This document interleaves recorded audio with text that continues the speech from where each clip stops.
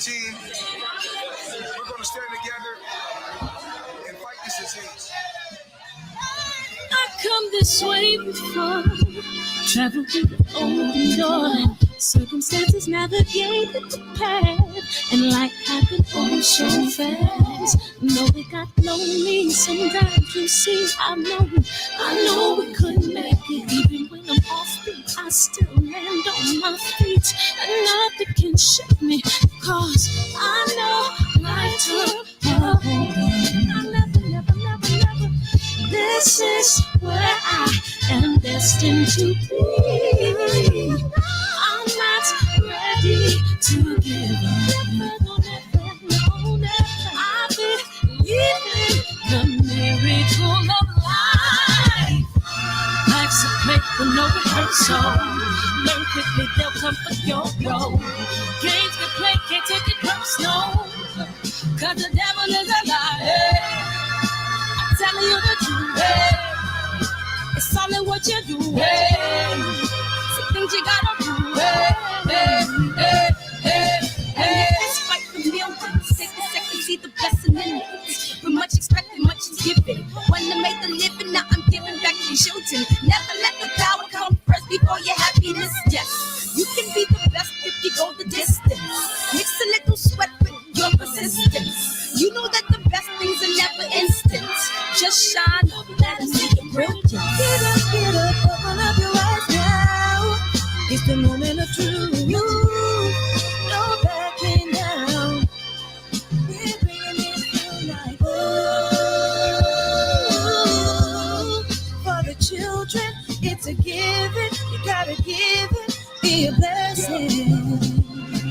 This my personal statement. Run the game like I'm aces. Learn to develop patience, determined to be the greatest. Yeah, bobbing and weaving, they changing up like the seasons. Indigenous to the grind, so I do it for all my people. Jabbing the competition, back up against the ropes. You fighting for recognition, I'm fighting just to promote equality where we lack it. Or cancer slowing our road. I'm confident we'll make it. We focus on common goals. Yeah. Give back, give love, give inside away. Never give up, stand tall to fight another day. 2 toes, 2 feet, I stand on the ground. I'm going back soon and fight this final round. Life's a play for no rehearsal. Learn quickly, they'll come for your role. Can't get play, can't take it personal, cause the devil is a lie. Hey. Telling you the truth, hey. It's all in what you do, hey. Things you gotta do, hey, JP, but we gonna call him JQ. Love is the word. We got KJ in the building. Birdman. What up, West Virginia? KJ. Mr. Blue, I figure we'll come in here early because we got the guests coming in. King Malik Scott, when he get in here, we'll just rock and roll from there, man. What up, Rob G Film? What up, Dwayne? It skipped on me. Kaz, be the guy. Y'all know what time it is. Y'all know it's trailer time. Good evening, Messenger.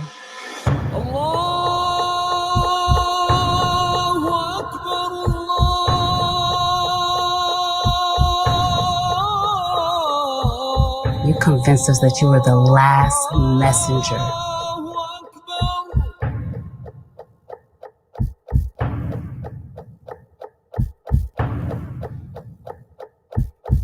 How many other bastard children do you have? 15 to be exact. 15 to be exact, man. I appreciate you. So the award-winning film, as you guys can see, click the link that's pinned in your comment section and feel free and let me know what you think about it. Hey, I just got through with episode 1 of that Muhammad Ali documentary on PBS. Yo, hey.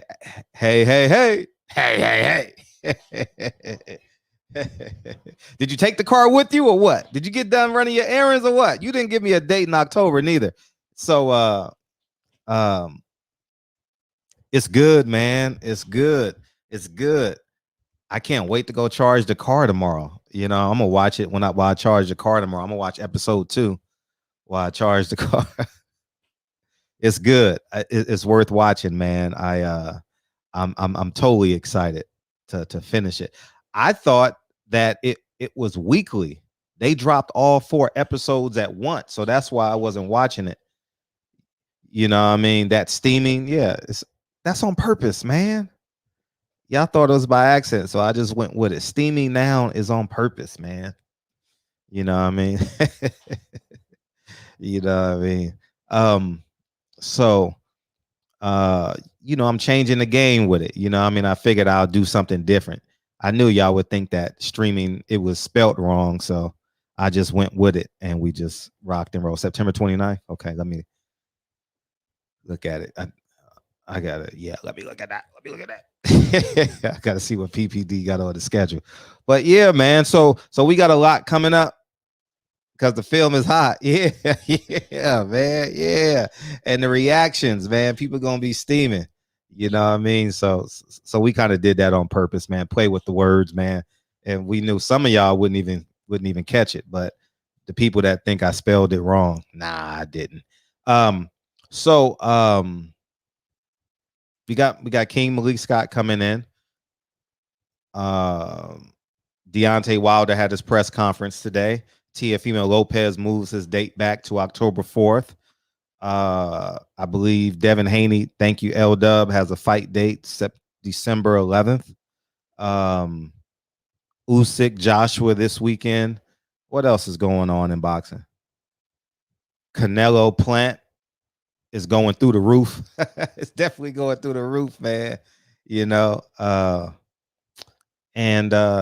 yeah, man. So we got a lot of stuff going on in boxing. Boxing kind of got jolted, man, between Wilder and Canelo. I think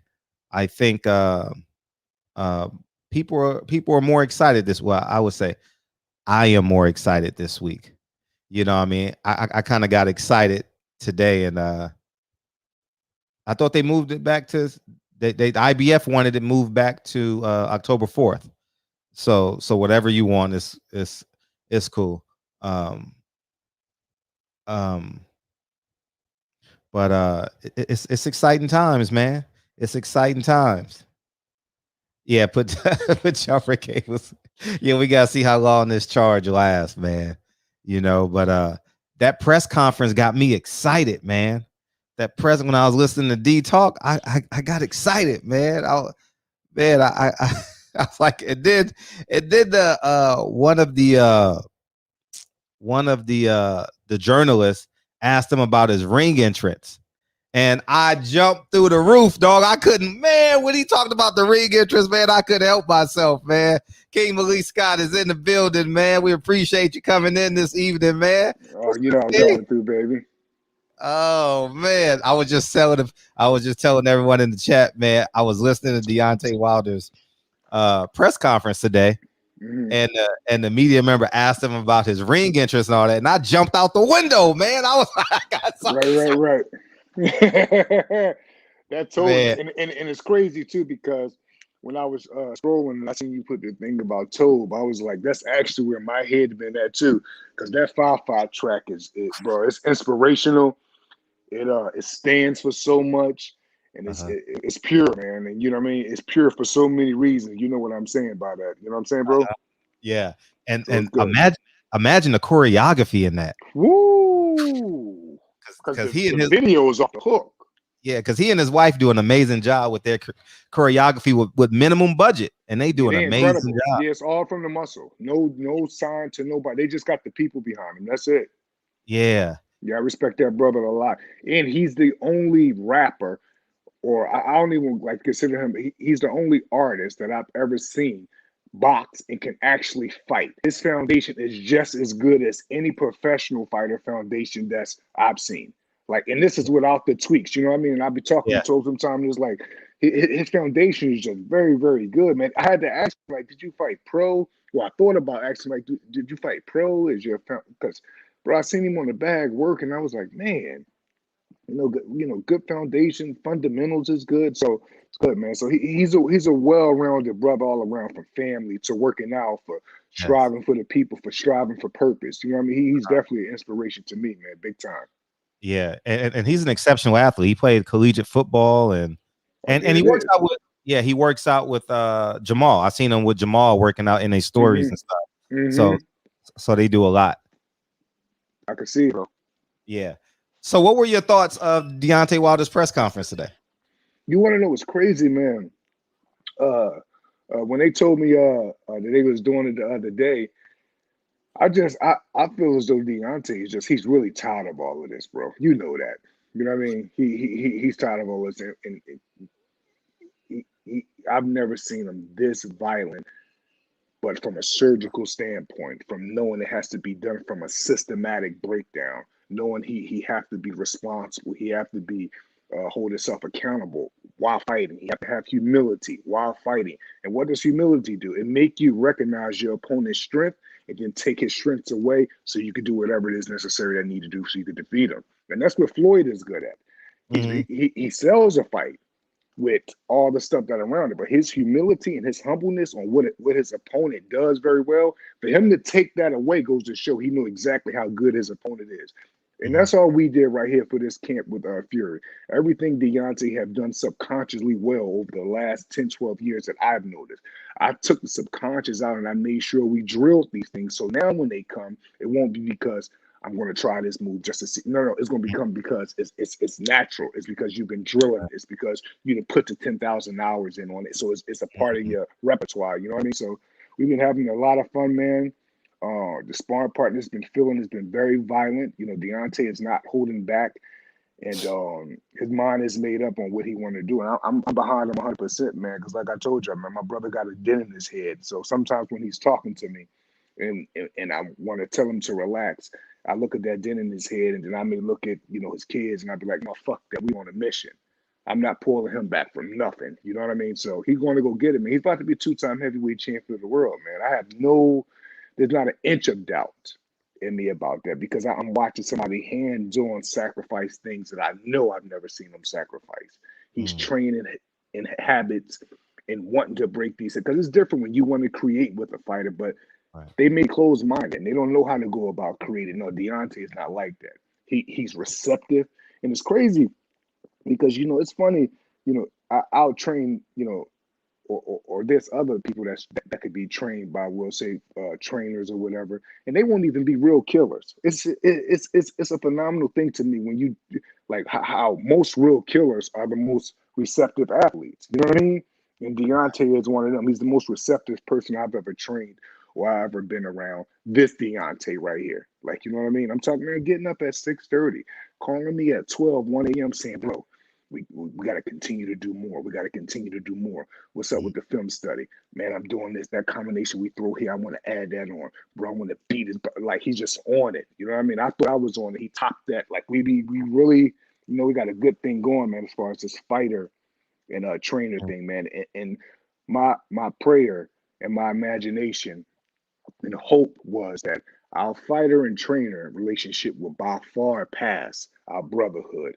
And it's not even no comparison. And I give that credit to Deontay because he literally gave himself to me as a trainer, not as a brother. He literally gave himself to Joey Scott for our strength and condition. He gave himself to JD's. He give his ear to everybody. Like, you know what I mean? If anything, right now, we basically have to pull him back so he's not doing too much. You know what I'm trying to say? Like, because he's on it, man. He want this, and he want it back in blood, and I'm all for it. You know what I mean? Right. No, definitely. Yeah. And you mentioned the dent in the head. Have you guys had personal conversations about that dent in his head? And immediately after the fight, about not immediately concerning this the same day, but about 4 or 5, 6 days after the fight, something like that, and maybe more. Don't quote me on that. I was talking to him, and I noticed it was there. So when I was talking to him, he was actually on his way to a doctor that same week. And a doctor reported to him that, about the object is the only type of thing that could put that type of indentation into his head. And bro, I've seen Mike Tyson, I've seen Lennox Lewis, I've seen Vladimir Klitschko, I've seen, the hardest punchers in the game crack guys with their best shot, and that never happened. You know what I mean? So it's just a peculiar situation. Deontay arguments have high relevance. The person he have these arguments or these accusations so-called about have high relevance, because we're not talking about no angel. We're talking about someone that actually have a history of being caught up with stuff like this. We're talking about someone whose father said, I wish my son would have killed Deontay Wilder. Like, we're talking about, these is harsh things to say, and I have no mercy. You know what I mean? I'm training Deontay to literally go through you, Fury, not go at him, go through him. And whatever comes from that comes from that. And I'll take that on, knowing that I have a fighter that I'm training that if you don't get him, if you don't have every bad intention on getting him, he is going to get you. Deontay is not playing around. If you do not get him, I know about 3 or 4 fighters my whole career I've ever seen that I really believe that they are really trying to punch through you, not at you. Deontay is one of them. Antonio Margarita is one of them. It's very rare, like, you know what I mean, these real killers come through this game, man. But Deontay is one of them. He's punching through the target with very bad intention. He's added so much on to his game. We've added on together.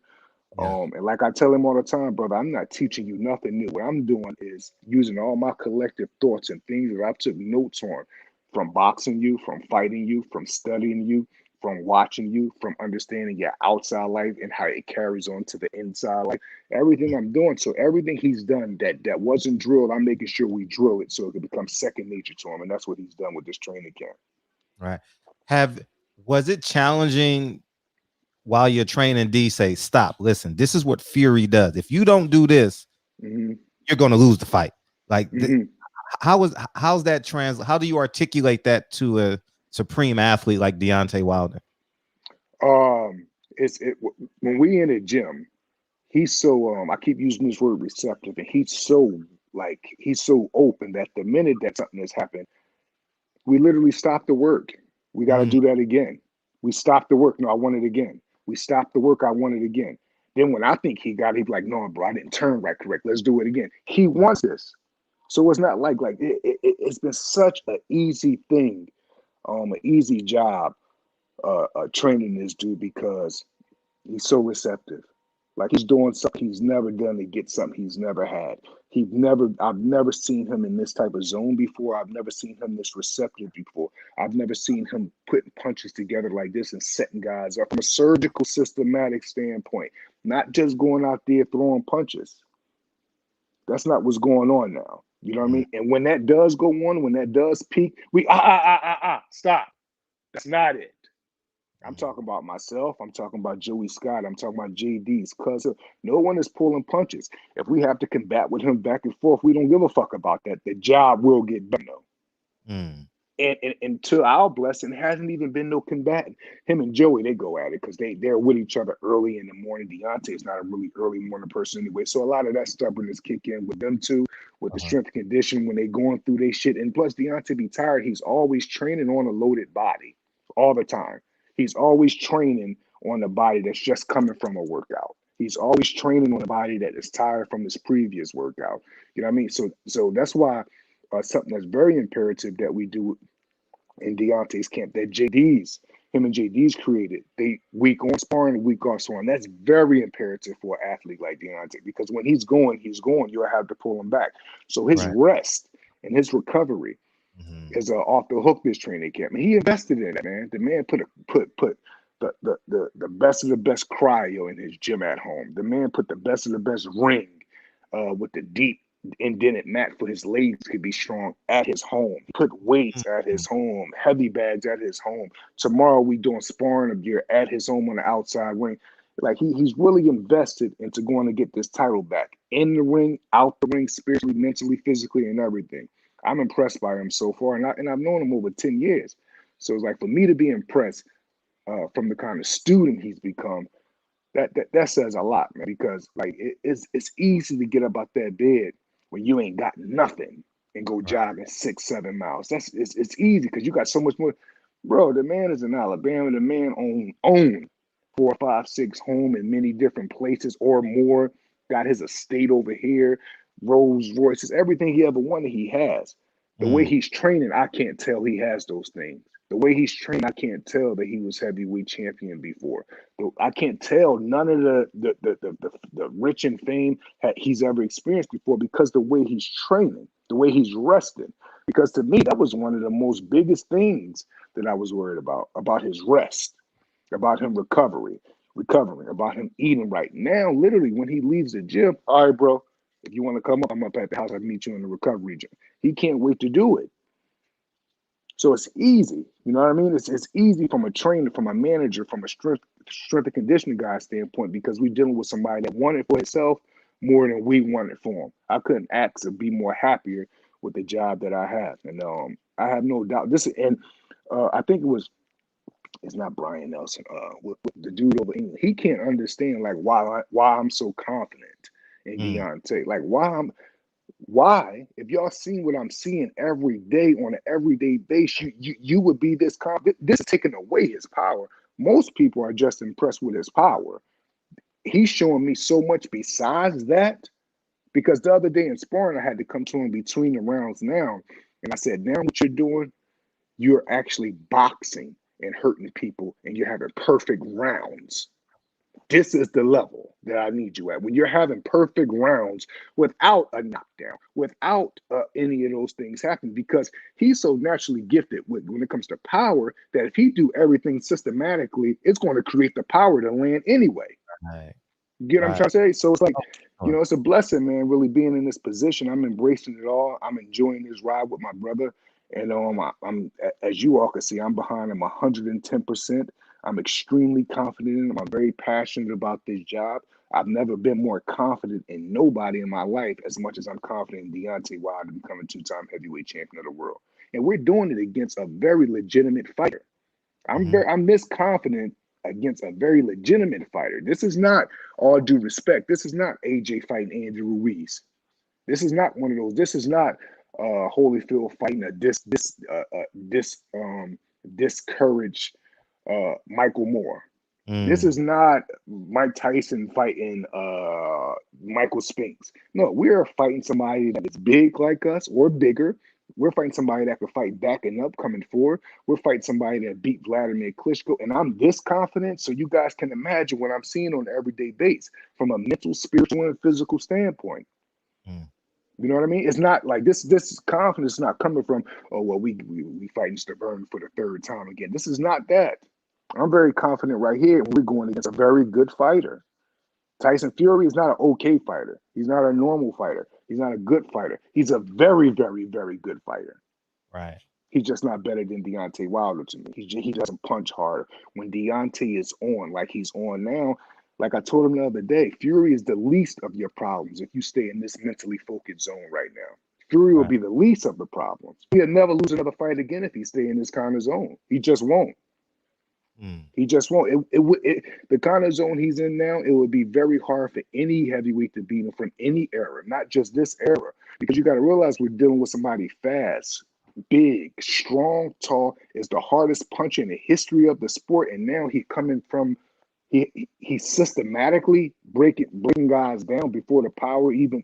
It's going to be mayhem, man. It's going to be mayhem for anybody that's in the ring with a focused Deontay Wilder like this. It's going to be bad. Is there any pressure on you, or have you put any pressure on yourself? I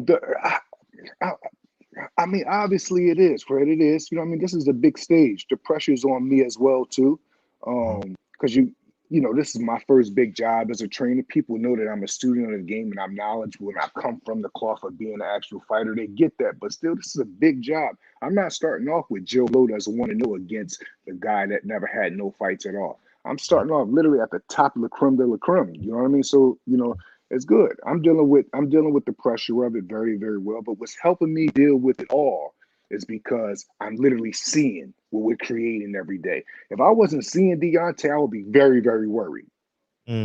Especially if I was going off of the second fight. If I wasn't seeing Deontay grow, if I wasn't seeing where his mindset is, if I wasn't going up to that house every day and he wasn't resting, if I was going up to that house and it was girls all over the place, if I was seeing that, I wouldn't do no interviews. I would be quiet. I would be selling wolf tickets, but I know the product. I know what I'm seeing every day. I know what I'm seeing every day. I'm not just seeing somebody that's physically strong coming forward and going to knock people out. I'm not impressed with that when it comes to Deontay no more. I'm past that. He just got power thing. No, you got to show me that. How you going to land it? You got to show me, is you willing to think and invest in a guy 1, 2, 3, 4, 5, 6 rounds to get him out in 7? Can you show humility and break a guy down systematically? Right. Or you want to just go in the ring with sparring partners and knock them out because you hit hard? No. I wanted to see you do the same. The minute that we hurt guys in sparring, or he start to get a little bit overexcited, no, the work stops. I don't want the knockouts from a wild, anxious place. I want them from a surgical, systematic standpoint. It doesn't count if it's not surgical to me. It doesn't count if it's not coming from a good base of systematic boxing. You know, I don't want it just to be like, oh man, well, he heavy hand, so it had to land. No. I want people to respect his IQ. His boxing IQ is very underrated. Very underrated. And it's underrated to his fault because imagine, Fred, if you was knocking somebody out your whole life, knocking people like your whole life with one punch, it would change you as a fighter, it would change you as something. It would. The best thing that ever happened to Deontay Wilder was the loss. That's the best thing that ever happened to him because, you know, not quiet as kept. I think I would rather it happen the way it happened. To get who I have now, I would rather it happen the way it happened. And that's tough for me to say because that was a hard pill for me to swallow and watch. I've never watched that because even after the fight, I told bro, I was like, bro, that wasn't a boxing match you lost. We got beat up. I knew the severity of that. And I'm coming from a standpoint of saying, because while I'm saying, at the same time, I'm thinking like, okay, the bounce back is very, very possible, but we have to see, or I have to see where he's at mentally for this get back. From our first workout, literally the first workout we did, I knew he could do it. I knew what is happening now would materialize because I seen where his mentality was at. You know, his mentality wasn't on, man, I'm going to go get this shit back and knock this motherfucker right out. But no, his mentality was with humility, with humbleness, like, hey, bro, okay, you feel as though when I did that, we should have did that. This is not even talking about in the ring stuff. What you feel about it at this time at night? What do you think we should do about that? As far as things I used to do, that's a bad habit, or it's going to be tough for me to break it. He was very honest with himself. It's going to be tough for me to break it, but I'm going to do it. It's going to be tough for me to do those things, to stop those things, but I'm going to do it. And this is the thing. There's so much concerning success that happened in the boxing ring, but what causes it is the things that you do on the outside. See, before me, in my opinion, and Joey Scott and Chris Bates and everybody will vouch for this, and even JD's. Before me, when Deontay Wilder would leave the boxing gym, boxing was over. That's not the case with me. When he leave the boxing gym now, he still got to hear about boxing from me. When he leave the boxing gym now, he still got receiving film studies from me. When he leaving the boxing gym now, he's still getting 1, 2 a.m. calls from me and me waking him up like, bro, don't forget, we cannot afford to do that. With intent, tone in my voice. This is not what he dealt with before with his previous trainer. Hey man, yeah. That's not, you can't deal with somebody as alpha and as dominant personality-wise with Deontay like that. You can't be like that. He have to feel you spiritually the way that he's making you feel him. You know what I mean? So it's been very easy, man, because like I said, the magic word and the key word in this training camp to me is receptiveness.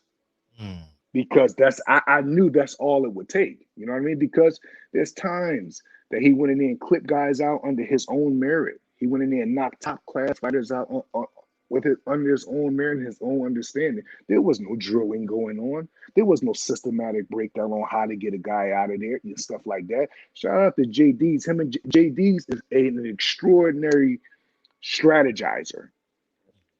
You get what I'm trying to say? Him and Deontay always came up with great plans to get guys out of there and stuff like that. But as far as drilling, as far as eating, sleeping, shit, and boxing, when you leave the boxing gym, it's still boxing. Someone that he can relate to on so many levels. That's what he had with me. And that's why I was saying, I'm not teaching Deontay Wilder nothing new. I'm just bringing everything that I know that's in him out of him. I'm bringing all of that out. We're not leaving no stone unturned. All T's are being crossed, all I's are dotted. Anything that can be done in the ring that's good for him to do with his athletic build and with his power and his strength, we're going to drill it. We're going to drill it. There is no more, you did this good move and now we don't see it again because That move never was drilled, so it ain't really a part of your arsenal. You just did that time because it was a subconscious thing to do. Now, to a casual, guess how that looked, Fred? That looked like, man, you seen what he did? Man, he did that. And I'm always in the back of my head like, if he did that from a subconscious standpoint, imagine what this dude would do if he drilled this shit. It's scary. You know what I mean? It's scary because if you see somebody do something like with a young George Foreman, I noticed this a lot, and I compare his mentality with Deontay's a lot. Young George Foreman was such an instinctive brute fighter. He was very instinctive, and I used to always say like him and Deontay have a lot of things in common when it comes to subconscious attacks. Imagine if this is what I used to say to myself. Imagine if he just took that subconscious out and drilled that, and then it would be a part of his arsenal. Like, you get what I'm trying to say? It just would be a part of his art. He's doing everything now, man. He's changing levels. He's going to the body, his head movement, 6-inch jabs, up jabs, head movement, body attacks, disengagements, engagements. Like, we really stepping it up. Like, we really just stepped it up, man. Like, you know, and Fury is going to have a lot to deal with, just not one thing. That's why I'm hoping that he believes this one trick pony thing. That works in our favor if he truly believes that, because if he's adamant about doing the things that he's saying he's going to do, it's going to be a very, very short night for him. He's going to find out very, very early, once again, that he's in there with the hardest puncher in the history of the sport. If he's adamant about what he's saying, he's going to pay for it it's going to be an early night. If Fury is adamant about what he's saying, I'm saying this on a barbershop show. If he's adamant about doing what he's saying he's going to do, and his prediction, he's going to sleep very early. If he think he's going to walk to Deontay Wilder like he did the second fight and we ain't make no fucking adjustments, he is crazy. What he think we've been doing since that? We've been marinating him. That's what we've been doing, bro. We're seasoning him. The cooking is coming up. The cooking is coming up. You know what I mean? So that's just what it is. The cooking is coming up, brother. His time is up. We got a few more days, and that long tongue liar is out of there, brother. He's gone. Yeah, we're finally here. I've heard Deontay Wilder said he should have made changes a long time ago, and he said you used to come and go upon y'all agreement in and out of the camp.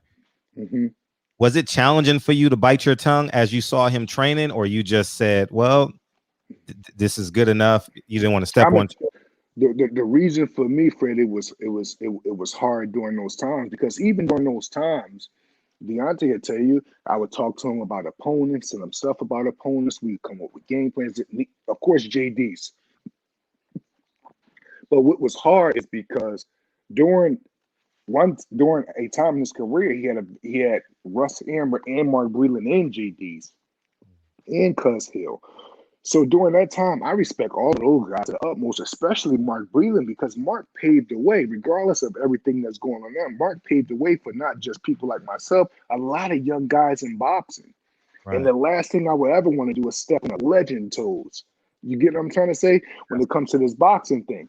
So what I would do is just like, I'm going to say this, Fred, I believe it just was all ordained. It was all ordained. Whatever it's meant to be, especially something as imperative as this job is going to be. That's what I'm saying. The best thing that happened to us was that loss. It was the best thing, and I knew this a week after the fight. I went public with it, and I would tell Deontay this publicly and on social media. I was like, bro, I'm happy that it happened.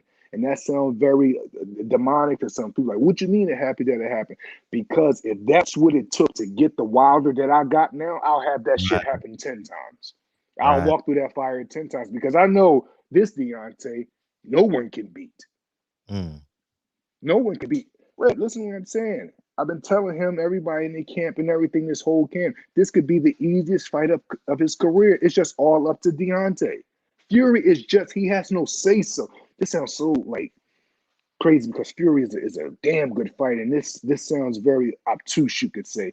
But he has no say-so when Deontay is on like this. He's just in the ring. I get that. Like he's like a pawn. This is Chuck. He's out the way. It's up to Deontay on how he want to treat him or how he want to do him. He has no say-so with a focused Deontay Wilder. He has no say-so. Deontay has an answer for anything that he can bring. We've seen Fury box us and get knocked down 2 times and knocked out once, and it went to a draw. We seen Fury come to us, and under all the circumstances, he still couldn't get Deontay Wilder out of here. I haven't seen the best Deontay Wilder fight Tyson Fury ever. He's never fought this Deontay Wilder that's coming October 9th. And this Deontay Wilder, he won't beat him. This is the Deontay Wilder that's about to become 2-time heavyweight champion of the world. If I wasn't here every day, Fred, if I wasn't training him, I would be very, very skeptical about my predictions. I would be very closed in about it. But I can't see what I'm seeing and not feel confident. It makes me confident. I don't like go back to my condo and say, all right, I got to get confident. No. He makes it. When I see him, it's in me naturally. Right. I have to do everything in my power to keep it at a content level so that I don't let him know that he's going overboard or doing that good. You know what I mean? I always keep it at a level place like, yo, we're going to get more work to do. Because we really do. This shit is never over. And like I said, Fred, this is just a segment. This is just a chapter. Right. We're about to close this chapter. And Deontay Wilder's going to defend the title as long as he wants. As long as he continues to stay in his own, he's unbeatable. Right. He's just unbeatable, brother. And what do you make of Tyson Fury just getting here Sunday morning and not training basically with his trainer? I think when it comes to anything that Tyson do, I don't trust it. Anything he say, I don't trust it. Wherever he fly at, I don't like. He's such like he's not a good enigma to me. Like, you know what I mean? It's like because he's the only guy that is very open about his mentality, and I give him credit. That him and his father is very transparent people. You got to give him that. But what I don't like is when he's very transparent. He tell you he have mental issues. He tell you he done drugs and done this before. He tell you he's a recovering addict. He tell you that one day he could wake up like this and the next day like this. But then when he do something that's dishonorable, everybody's like, why would he do that? He telling y'all he got all these fucking problems. What did y'all expect? I told people months and months ago in Philadelphia, I said, they was talking about, well, what'd you feel about the fight? I said, honestly, this is 5 months before the fight was even signed. I'm saying I would be shocked if he even showed up. I don't trust Tyson Fury. Yeah. I'll trust Tyson Fury after the fight. Right. When he's done and we get him out the way, that's when I'll trust him. But right now, I'm so eager for him and hoping that he gets in the ring with Deontay. So Deontay could get this job done in grand fashion. You know what I mean? In grand fashion. Because like I said, he has no say-so in that ring when he's fighting a focused Deontay Wilder. He has no say-so. He's just there. He's just there. Right. Is there a just us mentality based on the conclusion of last fight? What you mean, friend? Like, for example, like the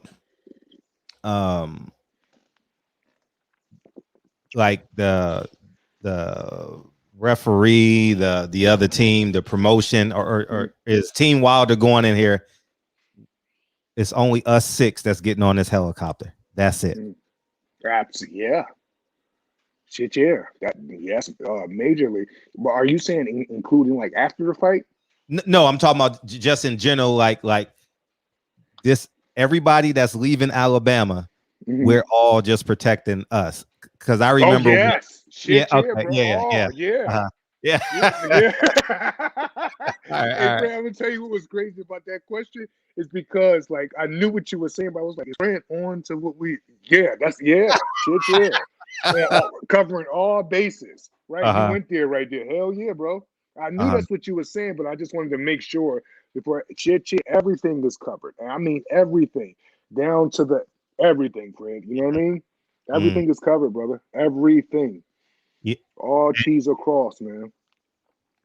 And obviously the gloves. You're inspecting the gloves? You're in charge of that? I believe I am, and I also believe JD's is also going to overlook it.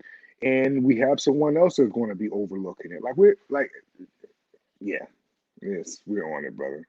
Like in a major way. And you got to realize, Fred, not even in just this fight, why this is so imperative. This is important because there's never been, of my knowledge in this game, there's never been a commission that court the other guy cheating or the other guy tampering with gloves. It always come from a third eye from the opposition's corner. It's never the commission. Right. It's never the commission. You know who the commission? I don't even want to get into that. These guys, they don't know. They just don't know. They just, if you know a little bit, you could pull maneuvers on these guys in that dressing room. You know what I mean? So we Right. just want to make sure, and we're going to make sure, and we're going to be very stone faced with serious intent while we're making sure. And Right. you know what I mean? Because we just want an even playing field. That's all. Deontay Wilder doesn't do nothing when it comes to anything besides train and knock people out for a living. He's Right. never dealt with nothing. Look how many issues he dealt with guys using steroids, with guys like just so much shit. You know this right here. Like we got the most cleanest, the most dynamic heavyweight of all time, and we going, like I said, make sure all the T's are crossed and all the I's are dotted. So we on the job, brother. Right. How stubborn is Deontay Wilder? I would say, if you come in from if you don't understand anything about pressure of life, if you don't understand anything about having an umbrella and so many people is under your umbrella that you have to make sure it's okay and provide for, if you don't know nothing about putting your life on the line and Right. in a capacity of thousands of people are there to judge you that never did. If you don't know nothing just about that kind of life, you'll say, oh, he's a stubborn. But being sort of fact, I understand that life. I know the stubbornness that come with it. I know what it feel like to get up at 4 or 5 in the morning and do the same exact training shit from the same exact strength and conditioning guy, then go to the gym. You got Malik Scott scientifically want me to do all of this stuff. I got JD's. Then when I go home, I have my home life. Don't forget, I got millions of people that's betting against me. I got to go and knock a motherfucker out that took something from me, basically stole something from me. So the pressure of that is not going to make anyone he ha ha. Mm-hmm. But guess what, Fred? Everyone in camp will tell you, I love his stubbornness. I love when he mean and come in that gym sore, don't like training. Because guess what? When Deontay is very, very sore, I'm talking about very sore and don't feel like boxing, everyone in camp tell you that's his best days. Right. I have a thing when he's boxing and he come in the gym and I can tell he's in the moves. I love when you like this, beautiful. Because I know I'm about to have an incredible day, not a good day or a great day, an incredible one. Because that's just how he is. The tougher the circumstances are, whatever the tension is that's built around his life, whatever it is he's dealing with, it makes him that much better in the ring. So, you know, his stubbornness and all that, I love it. I think all heavyweight champions should have some stubbornness to them. I love that mean streak shit. I love when Joey wake him up at 7 in the morning and tell him that do your fucking warm-ups. And I love when they go back and forth about it. Joey still stand on it with him. And Deontay get it done. Then when he see me, he got to do the shit I'm asking him. And it makes him stubborn. And then he got to go in recovery. Then he got to eat. And all of that makes him stubborn. Because guess what? I don't give a fuck how stubborn he is. He's still going to give us that work the next day. Wow. You get what I'm trying to say? So no one gives a fuck about that because we're looking at the big picture. The big picture is we have the most dynamic heavyweight in the history of the sport, in my opinion, that at the highest point of his career, he told the world until this day,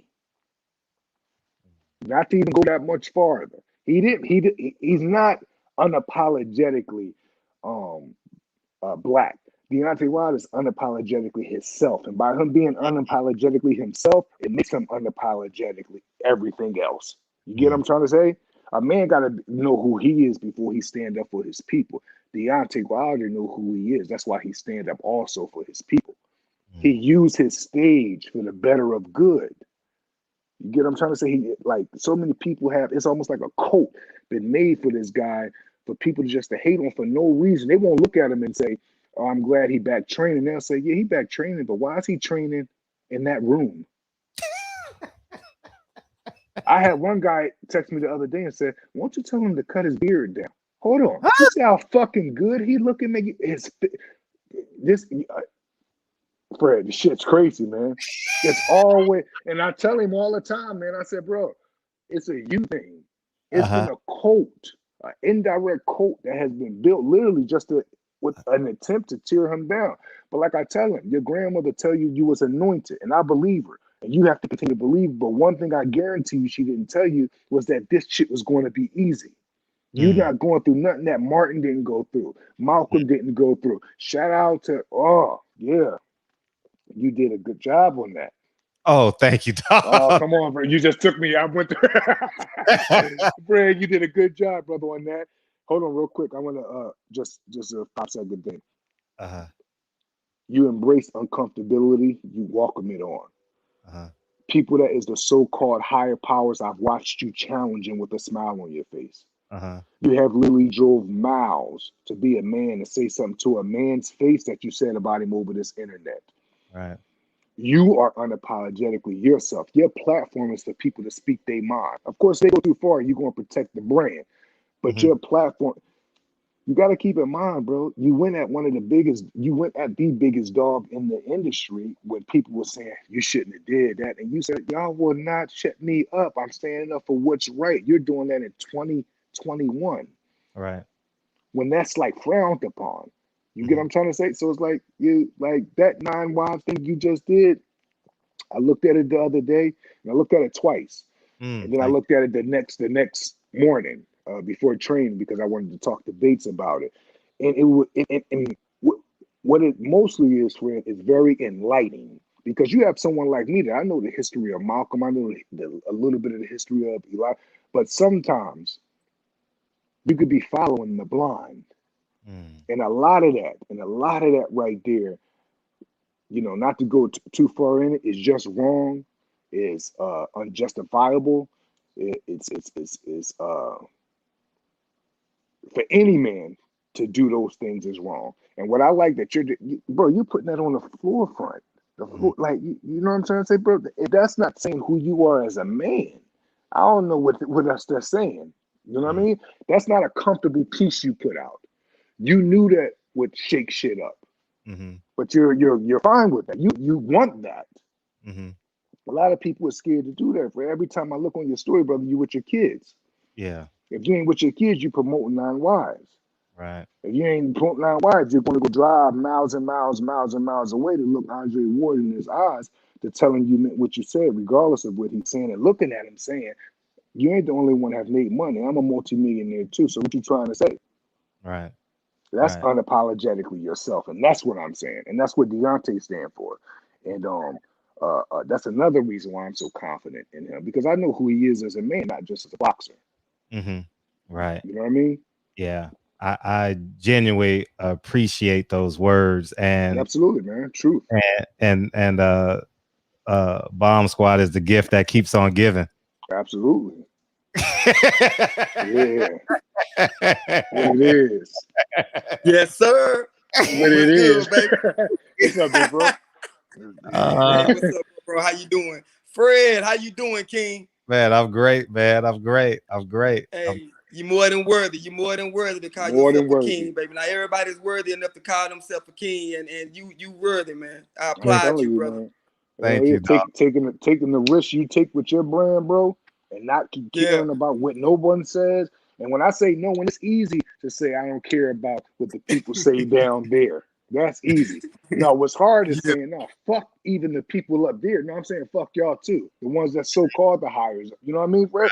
So I'm saying that to tell you from the outside looking in, Fred, that's inspiring. Don't stop doing that. I can't. I can't. I'm raising a son. I can't. Like, definitely. It's no way I cannot be a man. It's no way I cannot represent masculinity. Right. Most definitely. It's no way. So before you came in, Joey, man, we was like, man, you be getting beat up 6:30 in the morning, man. Deontay Wilder be like, no. You be like, go. And I'm gonna tell you something real quick, Fred. And that's probably the biggest joke in this camp that we laugh at the most is Deontay got a bunch of yes men around him. There are times we have to get in between Joey and Deontay. There are times we have to get in between Bates and Deontay. If Deontay telling me something I don't agree with, I'm like, nah, bro, what the fuck you say? Hold on, show me what you're saying because I don't agree with that. Okay, no, we still got to do it this way. And when that goes on, Fred, it's not like he goes against it more. The work still get done. You know what I mean? So that's another thing that just goes. That's the biggest joke in this fucking camp, right? As much shit as we all put up with each other and check each other and yell at each other and all that shit, it is none of that over here. The team wouldn't be as strong as it is if that was going on. It just wouldn't be like that. This is not that right here. But I could tell you who is dealing with that, because I believe Tyson Fury's father even said he got a bunch of yes men around him. This is your dad saying this. Come on. Hey, Tay Jones. How you doing? Hey, King Malik. I predicted the 3rd round, dog. Remember, I super chatted in the 3rd round when you was on Drew Titan. Yeah, I seen it. Yeah. You put it down. Yeah, I see it. Yeah, 3rd round knockout, dog. Hey, Joey, I need to get my bench up 50 pounds, dog. What I got to do? Hey, listen to me. You got to train with the best, baby. You got to train with True Fit Athletics, baby. Hey, man, I love what you're doing, Fred. And I had to hop on, man. I had to hop on. I was texting Tay. I said, hey, how do I do this? Because I'm so you don't know shit about the internet. Hey, listen, but I had to hop on, man, because I wanted to piggyback off of what Malik was speaking about. Deontay right now, man, it's crazy because everyone is going to be surprised except us. And the reason that we're not going to be surprised is because we've always known this about that king. We've always known it, right? We know what he dealt with outside of the ring. We know what he dealt with inside of the ring. We've always known this. So people, I say this all the time, and I said this to Deontay. What happened to Deontay is this. He let so many people into the sensitive spot of his life, into the sensitive spot of his heart. He gave the world him. I never forget, it used to take us an hour just to walk 2 meters because this man would sign every single autograph. Every single jump. Because this man would shake every single hand. Because this man would speak to every single fan. He would even get mad at me and Chris for, hey, no, bro, wait. Yeah. You understand what I'm saying? When we're trying to rush him to a meeting or rush him to an interview, right? So when the loss came, I say this all the time, Fred. I say sometimes a real king and a real champion, sometimes in order for you to win, you have to lose. Because what I mean by that is a lot of times what we do as kings, man, we have to we realize that we have to start being selfish to our greatness because we let so many people in. And we lose track of, and I don't want to say lose track because he knows how great he is, but sometimes we look after others before we even look after ourselves in a sense. We want to please the world, you understand? And lose track that the world really most of the times don't give a damn about, especially these humans, don't give a damn about you. So that's why I always go back to saying sometimes you have to lose as a king in order to win because you get to look in that mirror and you get to reinvent yourself into something that can't nobody stop. Right. You understand? So the thing that I want to capitalize on what Malik was saying is this Deontay, the world haven't seen. See, we kept this Deontay to ourselves. We were selfish with this Deontay. So now this is going to be a whole different Deontay that these humans have seen before. And all that because now he's winning. When people thought he was depressed, he was chilling. He was building life. He was planning. He was plotting. When people thought that he was down and out, he was coming up with a strategic plan. And that's what it takes. That's how a king walks. You understand? Because nobody has disturbed his kingdom yet. See, a lot of people get the misconception. Do you want to win a battle or do you want to win a war? That bout was one battle. That was one battle. Nobody knows how this war except us is going to end up. It's going to end up. You see what I'm saying? This is a war. It's not about how many battles you lose. It's about who wins the war. Right. You understand what I'm saying? So in this circle, right? with us, yes, man. You know, all of you, you know, Yeah, a all bunch us, of yes, us. man. It's a bunch of us. Right, a bunch of us, right? In this battle with us, yes, man, right? The one thing about about this circle that we have, for one, it's not big. Fred, you've been around us, you know. We're not we don't have an entourage. You know what I mean?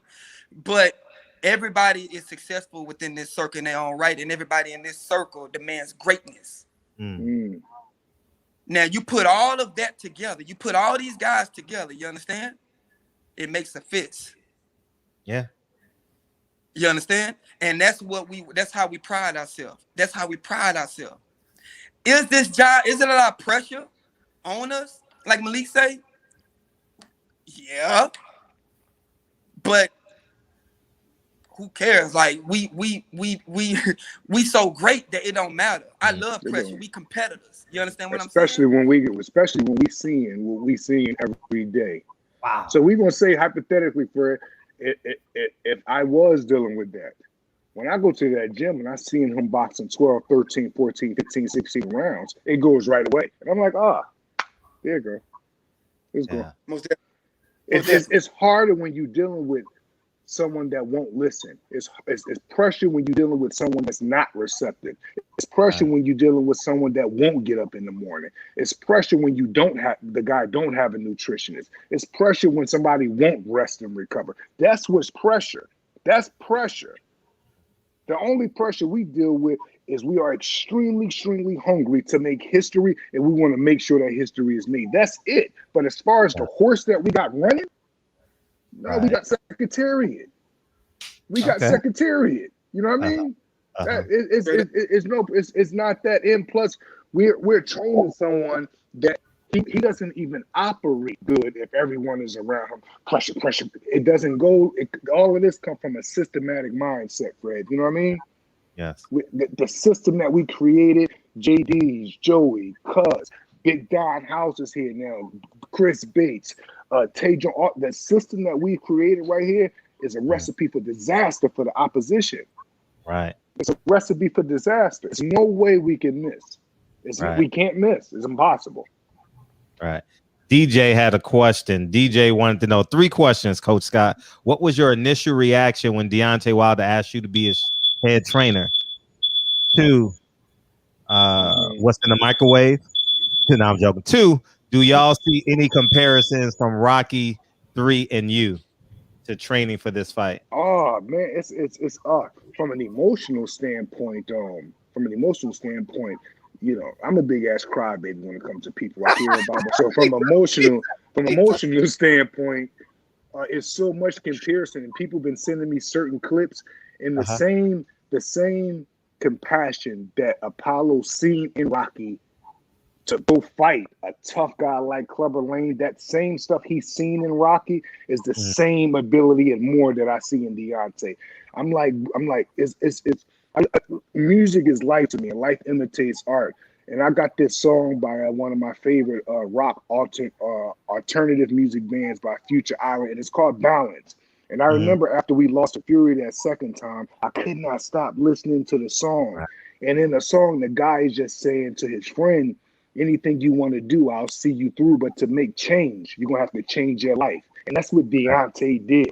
And that song has been like my theme song for this. So when Deontay asked me, and he asked me in such like a way that I almost caught an attitude with him. Guess what he said, Fred? This is what I'm going to say. He said, bro, I need you to come on if you got the time. I almost hung up on that motherfucker. I was insulted that he asked me that shit. Bro, I was insulted because I do anything for my brothers, especially when it comes to this boxing thing. Deontay have so many different attributes, man. The dude boxing IQ is underrated. His creativity is underrated. I hate to say this, but if this fight just so happened to go 12 whatever rounds, Deontay Wilder would be winning it and not even breathing hard. I keep telling y'all, Fury is just in the ring. He has no say-so with this type of Deontay. He just has no say-so. He's just there for us to close the chapter with, and then we move on over, and we're going to clip the winner of Joshua Usyk. That's the whole thing. All of this is just like ordained, man. I believe if none of this happened, the team that Deontay have now, we wouldn't be all in cahoots together like this. We wouldn't be all in a creative, systematic mindset. It was just all meant to be. But it's a lot of similarities with that Rocky 3 movie, especially the things that he's seen in Rocky that Rocky didn't really see in himself, as far as being creative, as far as like, yeah, you do that good, but man, you do so much other good. And we're gonna bring all of that out. And not only is we gonna bring it out, we're gonna do it from a systematic base that it's not coming from a subconscious. Watch how surgical he be out the October 9th. Just watch. It's gonna be the little things y'all see the difference in. Right off the rip, too. This is not gonna be something where y'all see the difference in him after the 6, 7. No, this is not that. I'm talking about the minute from the ring entrance. It's going to be a feel of welcome to the fucking Terror Dome. Tyson in 88 type shit, man. So, hey, it's going for real. It's going to be different at weigh-in. Man, wow. Man, the whole week about to be lit. And not Oh, from this. Not even from this. Usually fight week is lit because of this. Deontay Wilder shook up the world by going to a press conference, not saying nothing. Right. Good point. He shook up the world by going to a press conference, not saying nothing. Right. Right. What he did to make the numbers go up like this, fighters have to get in each other's face. They have to push each other, smack each other. He came in and did what he said he was going to do and not say nothing because the talk is over from him. I'm his spokesperson as far as this whole promotional shit is being done. And I can't hold what I'm seeing back. He's looking dynamic, faster than ever, powerful than ever, and it's all coming from a system. You're going to hear in this, Fred, this whole build-up in the camp and everything with this fight. It's going to be so many words I use over and over. Systematic is one. Base is one. Fundamentals is one. Receptive is one. Surgical is one. Now, you put all that shit together and put all of that into the hardest punch in the history of the sport, come on. Right. There's no way we can miss. It's impossible. Bro, we're going against a vulnerable guy. We're not going against no one that Deontay never knocked down. We're not going against someone that Deontay never hurt. If Deontay never hurt Fury and I never seen him top him at all, I would say, man, there's no telling. Bro, we had him out in the 11th round when Deontay was weighing 204, fighting off of subconscious, fighting off of instinct. And y'all telling me now, this Deontay that we have now, he can't finish that job and keep Fury. Come on, bro. I ain't beat. It have to make sense to me. That don't make sense. What don't make sense to me is when people is acting like they don't even know how I could think that he could beat Fury. Hold on. Y'all don't even see how I could think it. Right. Even if I wasn't training Deontay right now, I still would say he got shot.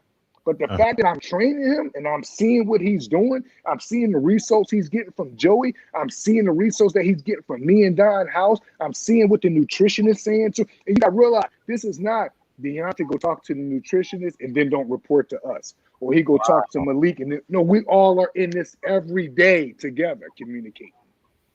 I'm talking to the nutritionist and the doctor. The doctor is talking to Shelly and Joey. Chris Bates is talking to the nutritionist, Shelly, Joey, and Deontay. We are all in cahoots together. He can't get out with no shortcuts. No one is tolerating it. Even if he wanted to slide off a little bit, every time he turned around, one of us is in this, like, hold on, what you doing? No, we have to do this. Especially Joey. He don't give a fuck about Deontay. Like, it's a wrap.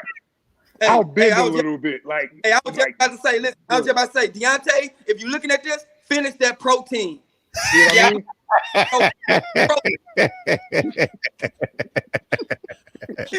Yeah, that dude, that's my Speaking brother. of that, bro. So it is. That's what it is, bro. It's like all of this. I keep speaking on the guy from England named Nelson. Damn, what's that dude name? Johnny Nelson. Johnny Nelson. But he made it seem like he cannot understand why Malik Scott and Deontay are so confident. We're saying rubbish. Hold on. Can Tyson Fury fight? Yes. Does Tyson Fury have a high IQ in boxing? Yes. Is he a good fighter? Yes. That's where it stops. Is he the most dynamic heavyweight in the sport? No. Is he the undisputed champ? No. Has he been knocked out by Deontay before and came back to life? Yes. And this time, he will not get up. I don't know how that don't make sense to people. I just don't get it. I do not get, like, what's the argument of how that 1 + 1 is not 2 to people, like we're outmatched. How the fuck is we outmatched? Like, how? That don't even make sense. This is that false narrative that has been made about Deontay Wilder. One is the one-trick pony. So we'll forget that he won a heavyweight title with one eye in a 12-round fight. A one-trick pony. We'll forget that a one-trick pony beat Ortiz twice. Neither one of them was mandatory. A one-trick pony. We'll forget that a one-trick pony annihilated a very hungry, young, undefeated Gerald Washington. We'll forget a one-trick pony knocked out Arthur Spilker off his back leg out cold. Fucked his whole life up in front of his wife and kids. We'll forget that a one-trick pony ruined Calvin Price's career. Undefeated Calvin Price. We'll forget a one-trick pony did something to Dominique Brazil that has never been done. Also a disengagement. I can't see someone do that stuff and then say, man, he a bum. Man, he can't. You can't. What are they talking about? They make it seem like Fury has been in a fight. I've never seen Fury in a fight. Even his best wins look unbeatable ever. Every fight he's looked vulnerable. Every fight Vladimir just. So we'll say. So let's play devil's advocate. So somebody will say, well, he beat Vladimir, but at that same time you could say, well, Vladimir wasn't doing that. Fury was geared to hit. Vladimir didn't throw no punches. Well, he beat Steve Cunningham. What, a cruiserweight after he got up off the canvas? Well, he fought Christian Hammer. Yeah, well, Christian Hammer, I think he was messing with the gloves in his thumb. That's the same fight. There's always an enigma type of win with this guy. It's always something, even in his top wins. You get what I'm saying? You're right. Always something. It's always something. In Deontay's best performances is only one thing. God damn, that motherfucker went to sleep. That's it. Right. The narratives that get made from Deontay like this, they don't, this is what they do, Fred. Listen to this. They don't paint the picture of him fighting Ortiz 1. They don't say, damn, that was a good fight. He showed he had a chin, heart, and guess how they paint the picture? Even Ortiz almost knocked him out. I don't know. Hold on. What about the result? Guess how they paint the picture in the rematch? Well, he was losing the fight. He was losing it. Ortiz could have finished the story and say until he got knocked the fuck out, like never before. They don't finish his stories. And this is intentional. Hey, Snake, can you imagine if we would have went the distance with Arthur Spilker? Oh my goodness. Can you imagine if Dominique Brazil would have went 8 rounds? They would. Guess what they would have said if Brazil would have went 8 rounds? Guess what? They would have said, well, Joshua knocked him out in 4 or 5. Come on. Joshua would have knocked him out in 4 or 5. He'd come back and fight Bermain Stervern and did something dirty to him. Guess what they say? Well, it's only Bermain Stervern. He shot.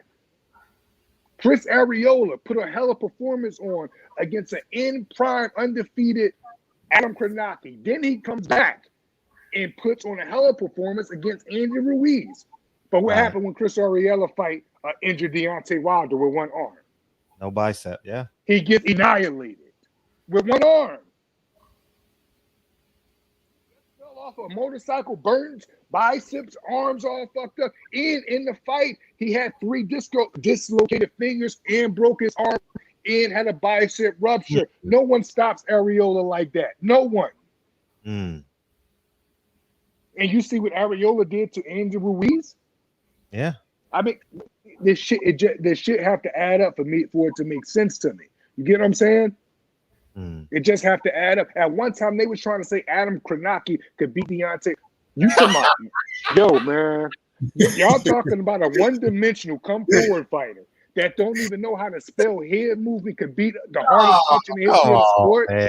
Yeah, this is the type of stuff that they build up on this dude. They call him a one-trick pony.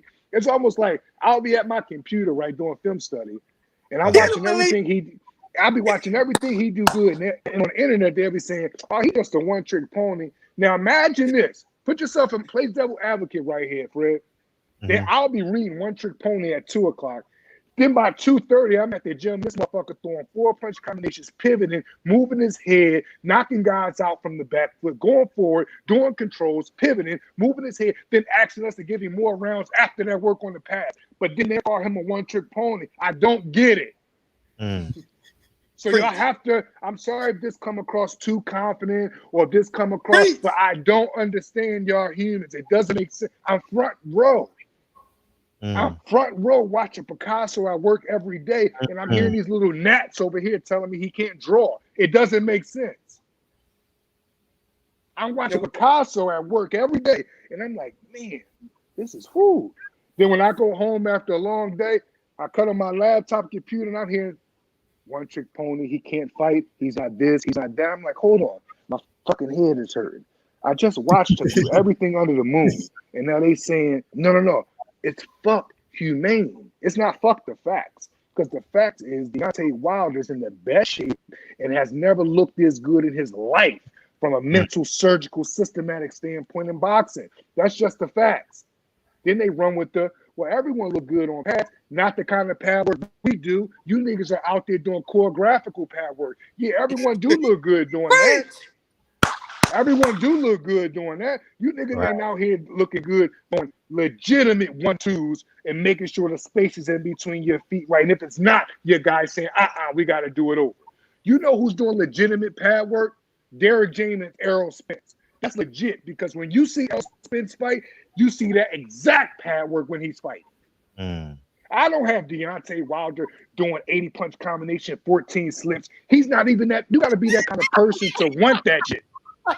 Deontay will fire me as his head trainer. Bro, you got to throw 80 punches, slipping. He's not.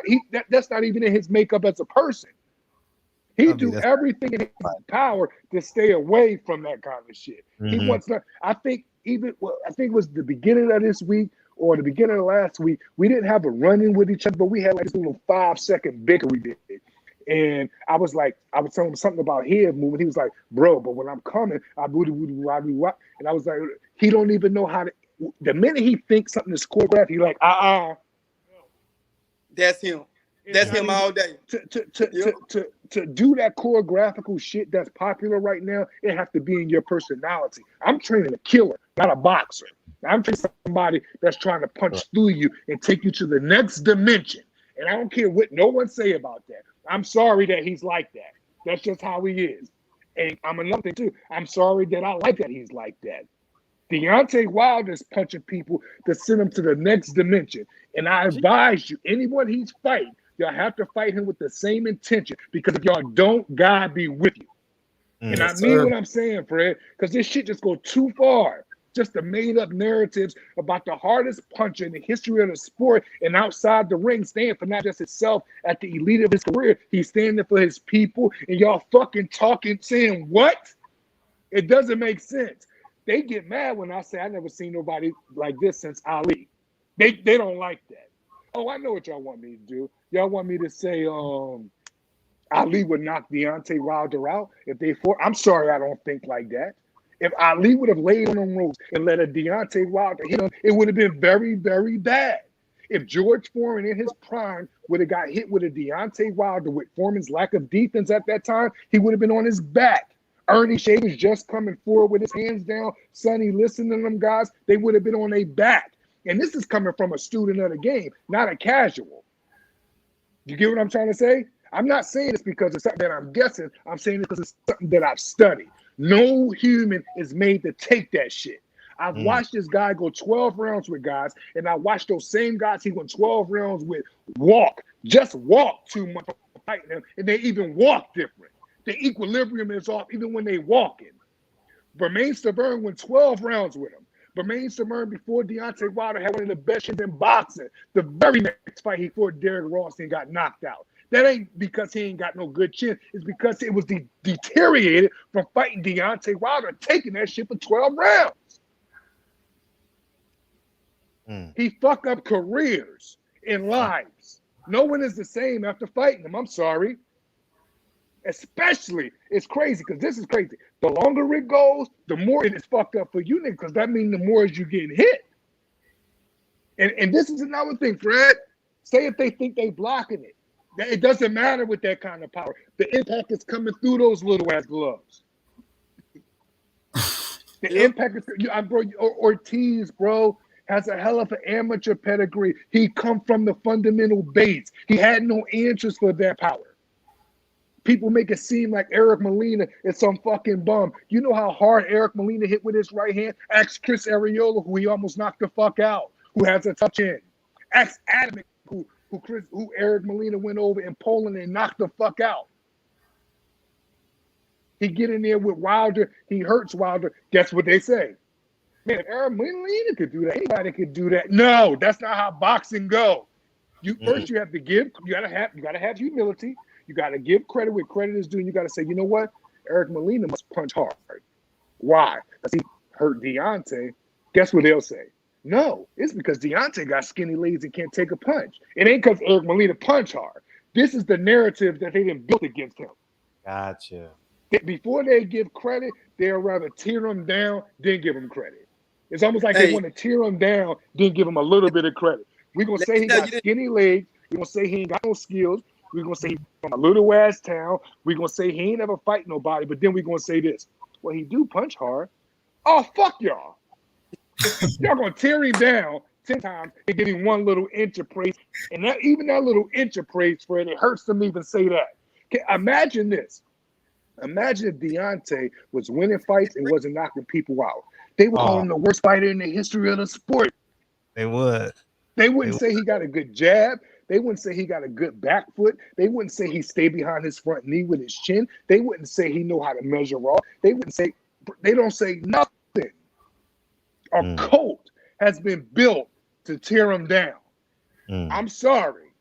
You got a motherfucker that is very in tune with reality in his corner, Malik Scott. That's a motherfucker very in tune that come from the art of this noble art. Y'all can't get me with that. I know who I'm training. I'm sorry. I don't fall for the banana in the tailpipe. I know our worth. It doesn't work. He's the most dynamic heavyweight in the history of the sport. I'm sorry. I know that. You thought y'all got me. I know that. They don't want us to believe in him, Fred. They don't want us to believe in him. It's like they're mad. They get mad at me. It's almost like it comes across like this. Shit. I wish Malik Scott didn't know that. Shit. I wish he didn't see that. Shit. What we gonna say now? But I know what we could say now. Well, he is training in his living room. Let's not talk about that. He's training. He's training in his living room. He's training in his living room with 9 other bedrooms in the mansion. Hey, what up, D? Hey, I knew I was gonna get you out the bed, bro. Hey, What up, nigga? Hey, listen real quick. Hey, bro, real quick. Hey, bro. Imagine, and then you can go right back to sleep. Imagine if Spilka would have went the distance, what they would have been saying about you. Just imagine. Imagine if Brazil would have went 8 rounds and how they would have been saying, well, AJ knocked him out in 4. You went the distance with him? Imagine what they would have been saying if you didn't come back from that Ortiz hurt that first fight. Imagine what they don't say, how Ortiz tough ass that nobody wants to fight was never even your mandatory. a little wicked now, but that's all right. Hey, listen to this, right? Hey, Fred. I know Jesus.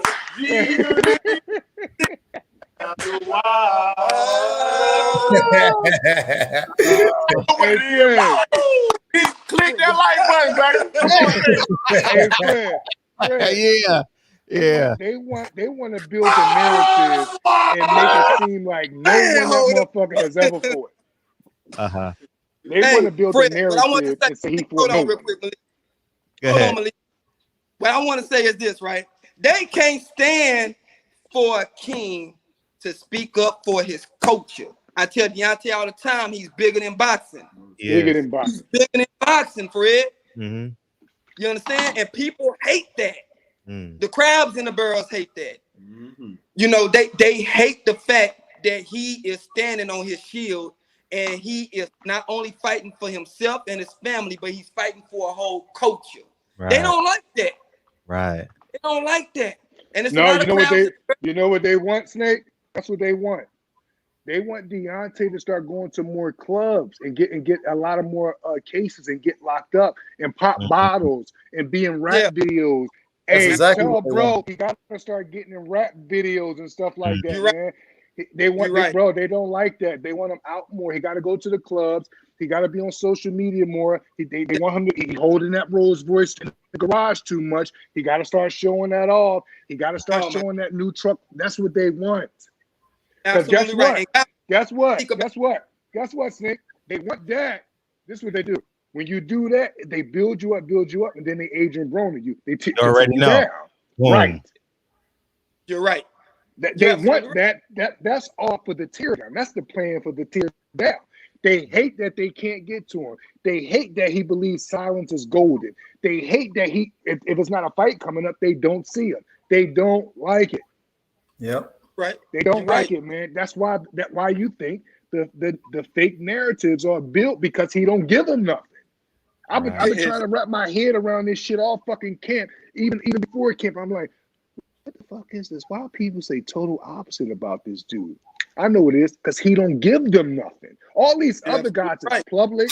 All these other guys is in front of the light a lot. All these other guys you can see at clubs, video, whatever that shit.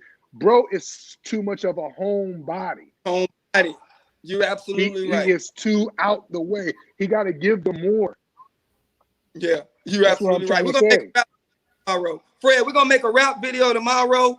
And yes, we in it. We popping bottles in this bitch. I'm gonna have them break into my car, okay? Yeah, exactly.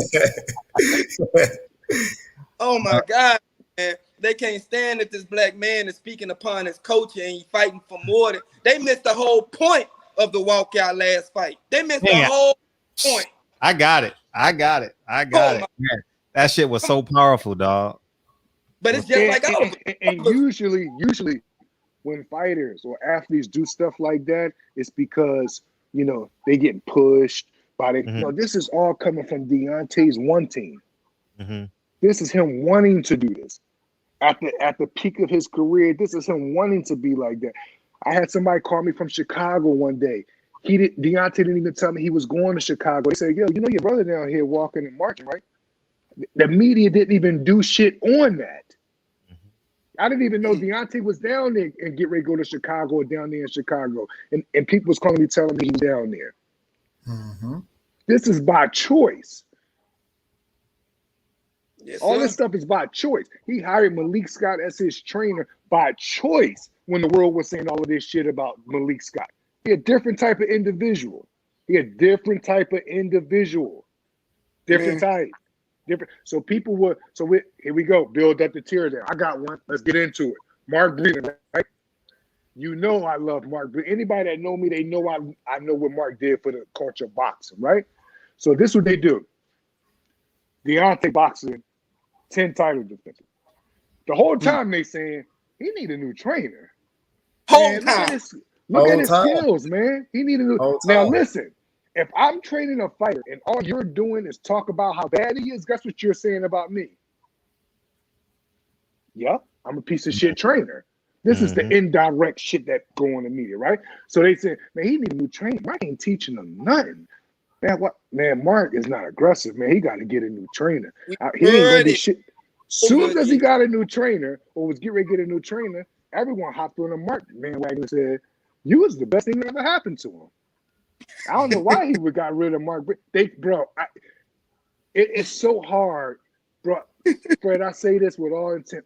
It's literally probably about 5 people in my whole life that I really, really listened to. It's very, very hard for me to listen to something and keep it inside, and for it not to go out the other ear. Because I don't move off of assumptions. I like to move off of facts. I like to move off of logic, historical examples, and stuff like that. That's why anything you see me teaching Deontay, I say this with all humbleness. That shit came from the boxing gods. I'm talking about Emmanuel Stewart's. I'm talking about Fred Jenkins. I'm talking about Joe Goose's. I'm talking about the historical. That shit been passed down to me, and I'm giving it to him. And if you have a question about anything that I'm teaching him, I could show you 10 great fighters that have lived with it and beat tons of other legends with this shit. I have never taught Deontay nothing or shared anything with him that I haven't seen people of his stature or that haven't been taught to me by great trainers. Fred, I was around Emmanuel Stewart for 5 years in Lennox Lewis straight. I come from Fred Jenkins from 12 years old. David Reed is my big brother, Olympic gold medalist. Zaire Rahim. Like Joe Goosen is like my big brother. Like my relationship, and all of these guys would tell you from the Emmanuel Stewart all the way down. Malik coming to camp, get ready to ask a lot of questions because y'all know that motherfucker gonna ask a lot of questions. That boy is student nerd again. He gonna what? I'm a nerd in boxing. Look at my glasses. I'm a boxing nerd. You get what I'm trying to say? From both aspects, as a teacher and and I take very pride in it. So anything I'm seeing, I got one. Here we go. Somebody said this. I know exactly who it was. Peter Fury. Peter Fury said, I don't know why he got Deontay ducking under a hook. I'm sorry. I don't want my heavyweight catching every hook and getting the impact from a punch. I'm sorry that Deontay just so happened to know how to get under a hook because he's fighting a taller guy. Now, I wouldn't have Deontay trying to get under Birmingham Subverting hook. Why? Because he got to put his chin over his front knee to bend down to get under a hook. But if a 6'6" guy is fighting a 6'8" guy, he better know how to duck. Case in point, I'm sorry I leave off examples. Vladimir Klitschko knocked AJ down with the right hand off the rhythm set. Soon as AJ got up, Vladimir stopped throwing the right hand and he starts throwing nothing but the hook. What did AJ do to get away from the hook? He had to get under it. The reason why he had to get under it because the hook is coming from eye level. It's not. He don't have to duck down here to get under the hook. He's ducking from right here because the hook is coming here from somebody that's his height. You get what I'm trying to say? People don't understand the dimensions of body and biochemistry. Geometrically, Deontay and Fury is basically almost the same height-wise. Everything goes with them two. That's the same way that everything will goes for two welterweights that's the same size fighting each other. As far as ducking, as far as changing levels, it's all the same. The only disadvantage will come if Deontay is fighting Andrew Ruiz and I got Deontay getting under hooks, we in fucking trouble. That is not his business to be getting under a short man's hook. But if we fight anybody tall, Deontay is going to be catching hooks. He's going to be weaving from hooks. He's going to be ducking hooks. He's going to be veering hooks. He's going to be doing 10 different dimensions. You got a right hand, Deontay Wilder defense for right hands just got that much better from 10 different dimensions. And I'm going to make sure of it because I'm going to teach it. I'm going to study it. I'm going to get it from the boxing gods I talk to every single day before I go to sleep. Every single day. I forget so much shit in my life. Chris Bates will tell you. I argue with my son. I forget. One thing I don't forget is what the boxing gods taught me in this boxing because it's all I've ever had. A lot of these fighters and coaches have had other jobs, Fred. I've never had no other job but being in boxing. I know nothing else but boxing like this. This is all I know. I don't know what it's like. I don't know what it's like to go fill out a sheet, an application for jobs. Since I've been 12 years old, I've been in nothing but boxing. I haven't hung around nothing but boxing promoters. I was a kid climbing up the wall in the Blue Horizon just so I could peek in and watch Bernard Hopkins when he was 12 and 0 just to fight so I could get to his training. Maybe he's Bowie Fisher so I can run up to him and learn something and write it in my notes, then take it back and try it. I'm a geek with this shit. A geek. You get it? It's all I do. So anything I'm teaching or sharing with my brothers or sharing with Deontay is coming from the gods. It's coming from the experience. It's not just, I'm not a hopeful type of trainer. Well, we're going to do this and I hope it works. No. I'm showing you with intent. I'm showing you because it works. And I'm showing you from example and the factuals from the gods. Our strength and conditioning guy is Joey Scott. Guess what, guys? Joey is also a boxing guy. He used to box. He still gets in the ring with the lights of, they're going to hate this. Let me finish. He still gets in the ring with the lights of Gamboa and just spar. He still gets trained by Glenn Johnson. This is without Deontay. People see me training Chris Bates now. Chris Bates is looking very smooth. Y'all seen what Tay Jones just did. He annihilated a motherfucker in front of his whole family and kids the other day. I'm still trying to figure out how much time they're going to get Tay Jones in that body he caught. He may not even make it to the fight. Our whole team is full of hitters when it comes to this boxing shit. We a bad team to run into in one of them elevator, one of them hotel hallways. Keep that shit moving. Because we do not want no trouble with it. If it come, we are going to finish it with intent. Leave us alone. We don't want nothing but this world title back. Anything else, just leave us alone. That's all them gnats talking all that shit. Stay over there with it. Because if y'all come in that's a bad deal. That's a bad deal. That's a bad deal. Because you got to realize, you see how quiet Chris Bates is back there? He's always looking for an issue. He's hoping. Chris Bates get mad when nothing is going on. Yeah. Find something to get mad at. Like, me and Joey have to calm him down. Yeah, man. Yeah. I already know. Yeah, he's scrappy. Because you got to realize, Fred. You got to realize all right, you got to realize the love in this circle is so deep because it's not just with boxing. When we not in camp, we are all going to catch up with each other. We are all still on the phone 4 times out the week with each other. Even if it's, yo, you good? I'll call you back in an hour. We all are always talking to each other like we're around the corner from each other. Right. This is not some boxing team. We're going to be 60, 70, 80 years from now. If we make it to live that long, 70 years old, as old men still talking shit, laughing, talking about what we did. And that's just what this is. So when you see somebody, I watch a lot of these guys, they be having these false security guys around them for the image of things. Listen to me what I tell you. If you see something with Deontay Wilder, the Bates and the Joey, this is not paid stuff. These are guys that are willing and they're ready to put their life on the line for him. They are not fucking around.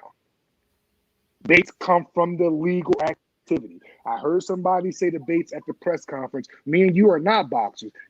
Christopher Bates is a trained killer, literally. He comes from the legal office. He is not playing. So I'm just giving out fair warning because when the shit jump off, I don't want y'all to say, well, Malik, no one ever told us. I'm telling y'all now, keep that shit moving. I'm telling y'all now, keep it moving. Keep it moving. This is not that we don't want to tussle and wrestle at the press conference. We don't want to fight. No, because we know where we're going to take it. Leave us alone. We don't want trouble. We just want this title back. That's all. Deontay is going to be very violent in the ring. Leave us on the outside alone because we are all into our own stubborn ways. We all have our own mood swings. I sent Joey a message the other day. He was like, what the fuck was wrong with you the other day, man? You could tell you had an attitude. I see Chris Bates one day. He act like he don't want to talk to me. I seen Tate drove all the way down from Atlanta. He act like he have an attitude. We are all very passionate about this job. Everyone got an attitude problem. Right. Yeah. This is like, because it's not just a boxing match. We all take this shit home. Me and Joey literally be on the phone for hours coming up. All right, well, when you do this, we got to make sure he do that. No, bro, but if he going to do that, well, yeah, he got to fucking do it because he has to. We be on each other's head. I'll hang up with him. Shelly is calling me. Make sure. Hang up with him. Bates is calling me. Hey, King, I need you to make sure you do. This is not, bro, we are really on a mission. I've never experienced something like this before when I'm very passionate about something and I got 6 or 7, 8 people just as passionate about it as me. This is a very intent camp. Very. People are on edge.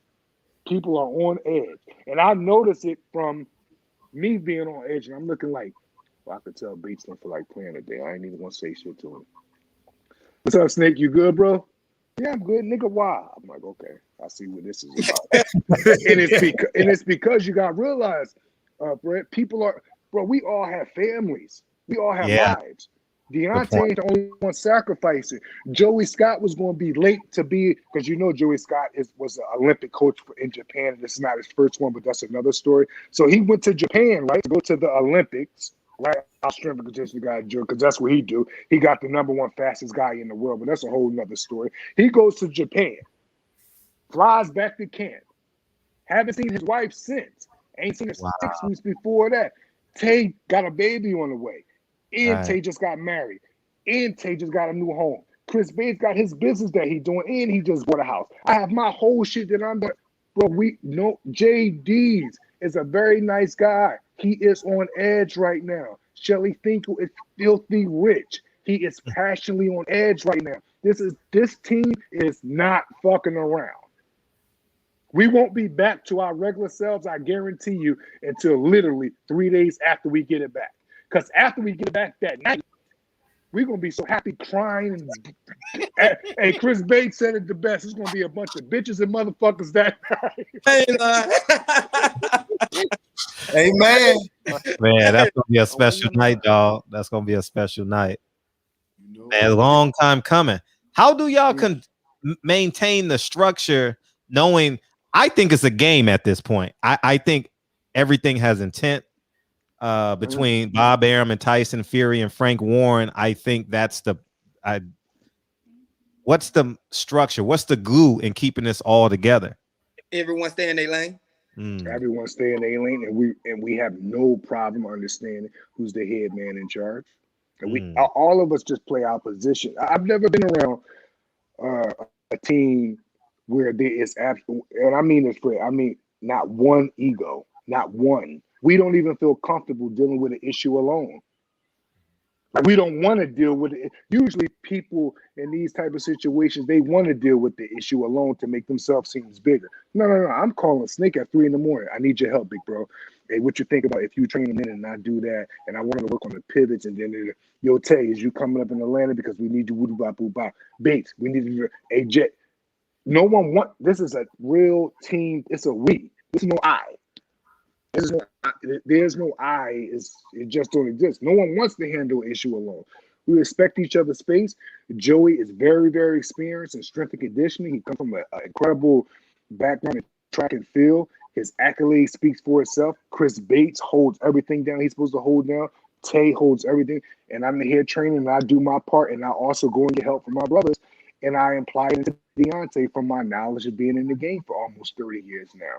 JD's is our strategizer, our coordinator. He's almost like the head of our base. Like JD, if this was a family, JD's would be like the auntie house or the great-great-grandma house everyone go to feel like, all right, okay, I talked to grandmama about it. It's going to be okay. Like JD's has that feel. You have to go to him just so you can feel like, okay, so that move I did is good. Boom. All right, let's move on. You know what I mean? It's good. We brought Don House on. If anybody know me, I've been a nerd geek with Don House and his work with Juan Guzman for years. My big bro who went to the Olympic team from Philadelphia, Don House was his trainer. The minute that they brought Ninja Don House to me, it wasn't. They didn't even have to ask me twice because 1, he's not a loudmouth. 2, he's a good person. 3, he has a mean streak. 4, he loved everything. Don House fits perfect here. Now, I'm not even talking about his knowledge in the game. He was training world champion when I was a fucking kid. So I'm like I'm the head trainer here, but I'm also like, this is just it's so much I'm learning here for the things that's ahead for like me and Deontay and the rest of the team. House is not just here teaching Deontay. He's just not. I'm stealing like I don't have to steal from House because he's teaching me too. You know what I mean? It's a pleasure to know I literally can ride, not even a mile, and I'm right there at Doc House, and he's coming down from his hotel room saying, "Oh, you want to know about that? Well, this is how you do that." I'm a kid in a candy store because I'm a geek with this. I love when I got to go pick Don House up. He get in the car. We talk boxing stories. He tell me the ins and outs of certain moves. Me and him implement it together. Then we give it to Deontay. Yo, this is Picasso shit at its finest. I do not see how people don't see this. This shit is a movie. This trilogy from this whole story that Emmanuel Stewart predicted with Deontay and Wilder, this shit is a movie. This is a real live movie. Not even counting that, okay, I fought Deontay. He clipped me. Before that, we had our own relationship. After that, our relationship got stronger. Years later, I'm training him. Joey Scott used to box with Deontay when his name wasn't even Bronze Bomber. His name was Killer D. Years later, Joey Scott made his own lane and training for Olympians. And it's just crazy. This is a movie. This is a movie, and the killer is Deontay Wilder. The victim is Tyson Fury. You get what I'm trying to say? This is a movie.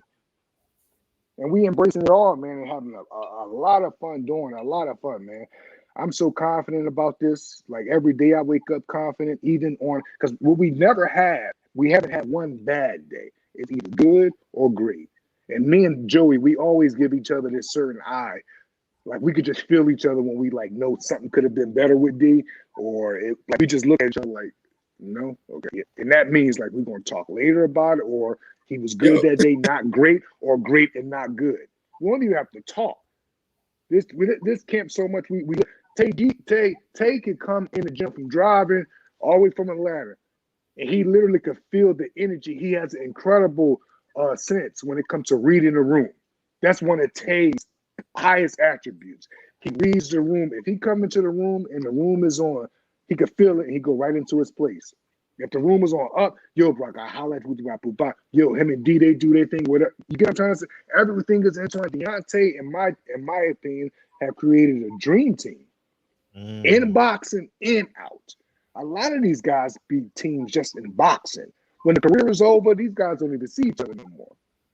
They don't need to see it because it's business. With us, it's not. Business is the underbarrier. We're very passionate about getting Deontay to become two-time heavyweight champion in the world. We're very passionate about getting up, meeting him up at his estate, training him coming to the gym. This motherfucker been to the gym on time so much that me and Joey been like, it's getting a little scary now. He was 30 minutes earlier today. No, hey, Snake, remember that? Motherfucker start coming to the gym 30 minutes earlier, quiet. We was like, hold on, what are you doing? Something going on. Let's just enjoy it. Yes. Yo, like he beating us to the gym. Like one day they called me out of nowhere. He's like, yo, I gotta shake out, man. I was like, all right, cool. He's calling me at 210. All right, I'm already. He just wants it, man. I know when a fight wants it. I know when it's beyond just going to go in there and knock somebody out. Deontay is to the point of his career where he wants to be surgical. He wants his work to be done from a systematic base. He's happy about the team. He's not second guessing. He trusts the people around him. That's why he's speaking on that a lot, this trust word, this loyalty word. I don't have no problem with Deontay Wilder saying he trying to get body on this record because he followed it up with I'm ready to die in that ring as well. Say if he wasn't following it up with that, I would say, man, all right, he just no. When you take an athlete like this on, he make himself very clear. Even till this day, this is a discussion. He don't have to discuss it literally at us, but he still puts it in the ear from time to time. Motherfucker, I told motherfucker to stop no shit without it. Even still, just so in case a motherfucker haven't heard it in the last 11, 12, 13 years, they still hearing it. He's very passionate about that. And somebody that's passionate about that has to be someone that's trying to send you to the next dimension when they hit you. Because that's what he's trying to do. He's not punching at the target. I don't know what these other heavyweights doing. Not like that. He's trying to go through you. I'm telling y'all what I seen the fucking man do with 20-ounce gloves on. He scared my son. And my son is from North Philadelphia, Kensington, where shit go down at. My son pulled me to the side in the dressing room and said, Dad, I ain't trying to be disrespectful and cussing on him, but what Deontay did to that dude today, that was crazy. And I seen in his eye, he was like, the dude literally fell right in front of me. His face went into the mat. I never out cold. This with 20-ounce gloves on, man. I literally seen this man make grown men with undefeated records snore. This not even funny. Me and Bates don't even laugh about this to a certain extent. Snore. And I'm telling y'all what I see, not what I think. With 20-ounce gloves on, he's making people snore. Not knocking their equilibrium off. Snore. Y'all know what snoring sound like? Hey, King Scott. Your eyes got to be closed, right? King Scott. Your eyes got to be closed. So imagine, all right, put yourself in our position right here, right? You're in the gym. It's 4 guys sparring, right? I'm the 3rd guy, right? So first, y'all know where I'm going. You know where I'm going. You know where I'm going, baby. The first one out cold. Don't forget I'm 3rd, Fred. He knocked the first one out cold. I'm like, Bates, get my headgear. I'm already got an attitude because I'm seeing what type of time he on. The second one went snoring. First one one cold, second one snoring. Jay looked at me and said, Malik, you got to get in early. I was like, huh? All right. So when I get in, right, bro, it's not like, because you got to realize, Deontay don't have no on and off switch. It's not like, well, once all right, my brother in the ring, now I can't go. No, he's in his mode. It's anyone can get it. It's not like leaking in. No, he's going through it.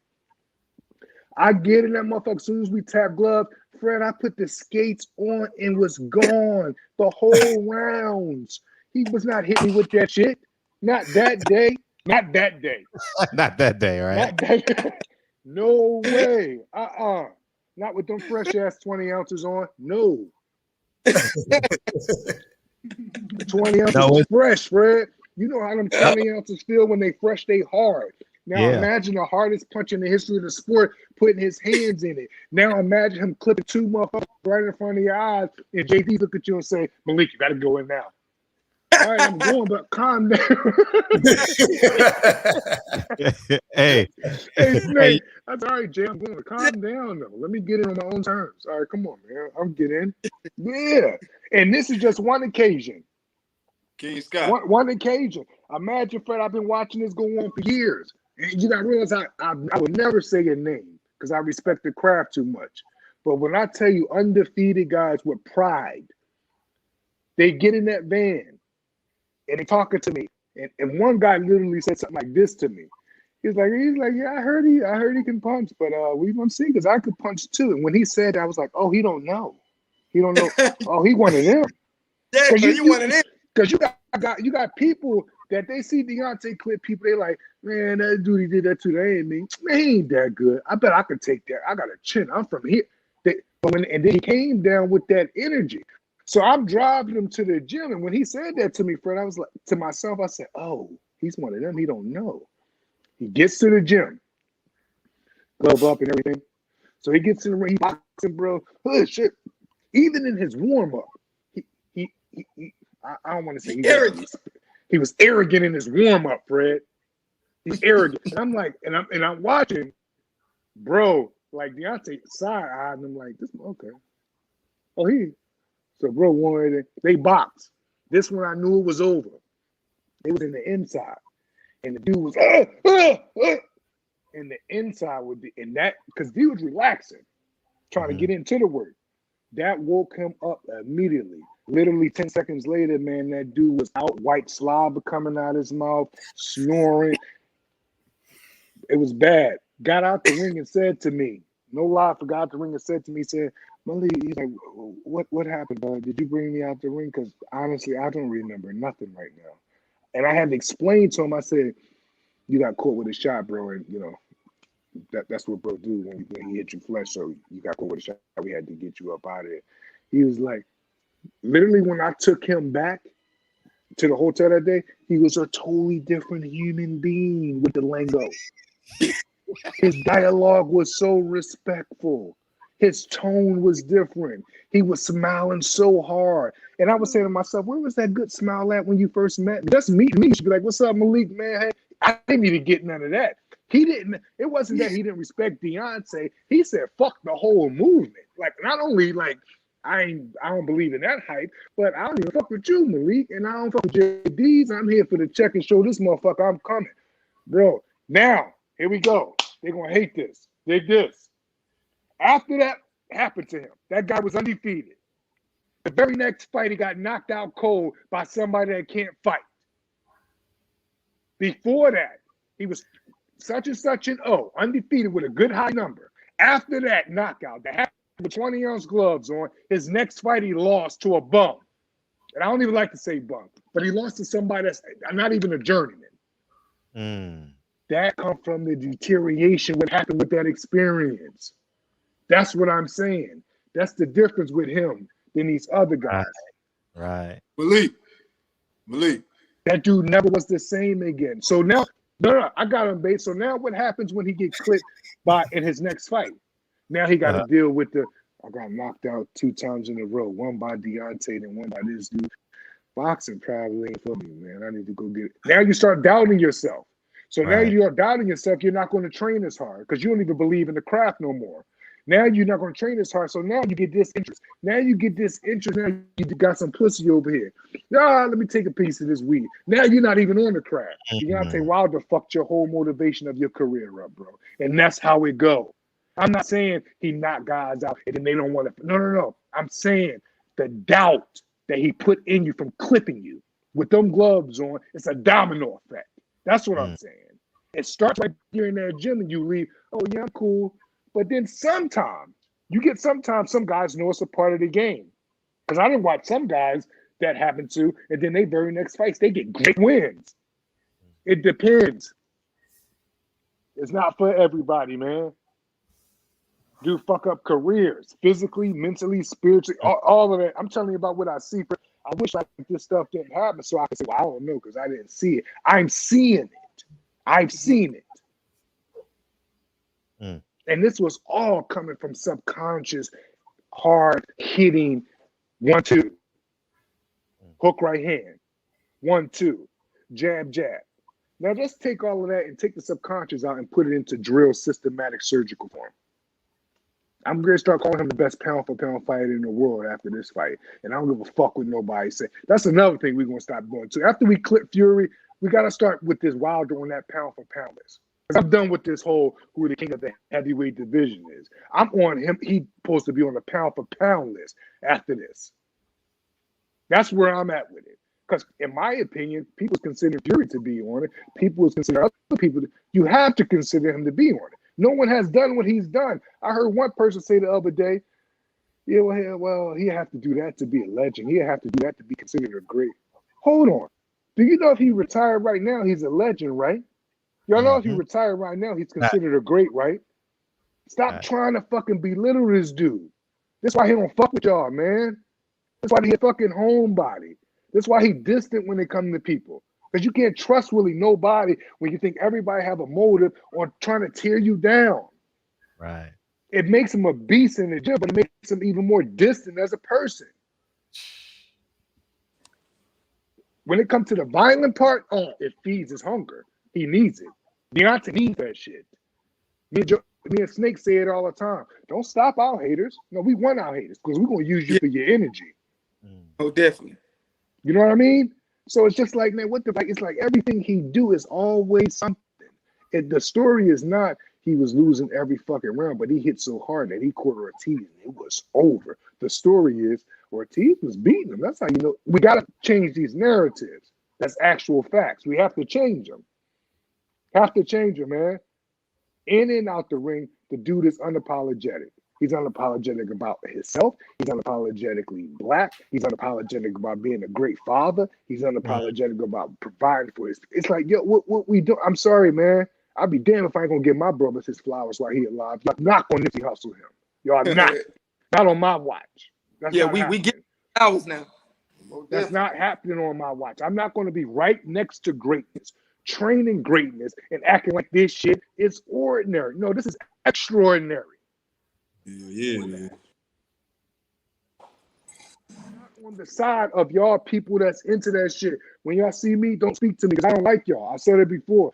That I do not fuck with shit like that, man. For real, I like to give people credit that do right. If I fuck with you, I fuck with you. If I don't, I don't. Deontay Wilder is the most dynamic heavyweight in the history of the sport to me. If not, especially top 3, you got to start talking about the greats over him before you just say no. Amen. You got great fighters that came before him that never even stood up for black people. That never even did nothing.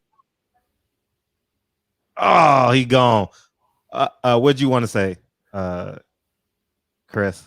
Phone died. Oh, his phone died? Yeah. His phone died.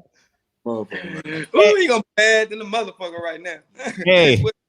Hey, I saw D when for the Luis Ortiz. Me and actually Blue Blood was having this conversation yesterday on the show. He told this guy, he says, if you do it again, I'm gonna knock you out. The guy did it again and he knocked him out and he rolled out. Y'all may remember that he rolled out the ring and he tried to get back in the ring. Oh God. He tried to get back in, like, no, man, it's over. It's over. It's over. Yeah, man. D super ready, man, and I sense it. It's just what's the plan moving forward? You got what, 15 days, 16 days, Yeah, 17 right now days somewhere there? Yeah. when you're in a critical zone like this, Fred, the work is done. It's put in. Now it's all about maintaining that. You understand? Maintaining it, not overcooking the hen. And now it's all about rest and recovery, making sure you're getting his body maintenance, making sure that he's, staying hydrated, making sure that he's doing all the things for his body to rejuvenate from, everything that goes on with this camp. Hell, we done had about 18,450, 500 camps just for this fight. You know what I mean? Yeah. So now it's all about him rejuvenating his body because a lot of people don't understand what goes into the count. It beats your body up, and the fight should be the easy part. Count is the hard part. You understand? So it's all about we call it in track and field race moduling. Now it's all about fight moduling. Now coming up with that strategic, we have a strategic plan, but now it's time for him to rehearse that plan over and over again while his body is rejuvenating, resting, body maintenance, and things like that. The hard work is done. You understand? So that's what we do. We got 15 days, and now that's what it's all about. Making sure that going in fight week, rejuvenated, refreshed, mentally as well as physically, and he knows his game plan. He knows what he needs to do strategically when he gets in that square circle. And Fred, Yes. I want to give my brother Joey Scott a lot of credit on this, and this has to do with his profession aspect. Because even myself, before the postponement, my one worry was, damn, we was peaking him perfect. How are we going to get back to that? Joey did not panic at all. The way he got Deontay peaking at the perfect time. Now, how did you get a fighter to peak back better than he peaked? You got to zone in even more on his rest. You got to know when to pull him back. You got to understand when to take a day off, even if a day off is not planned. You have to know how far he can go. And what Joey do well is it just doesn't end with strength and conditioning.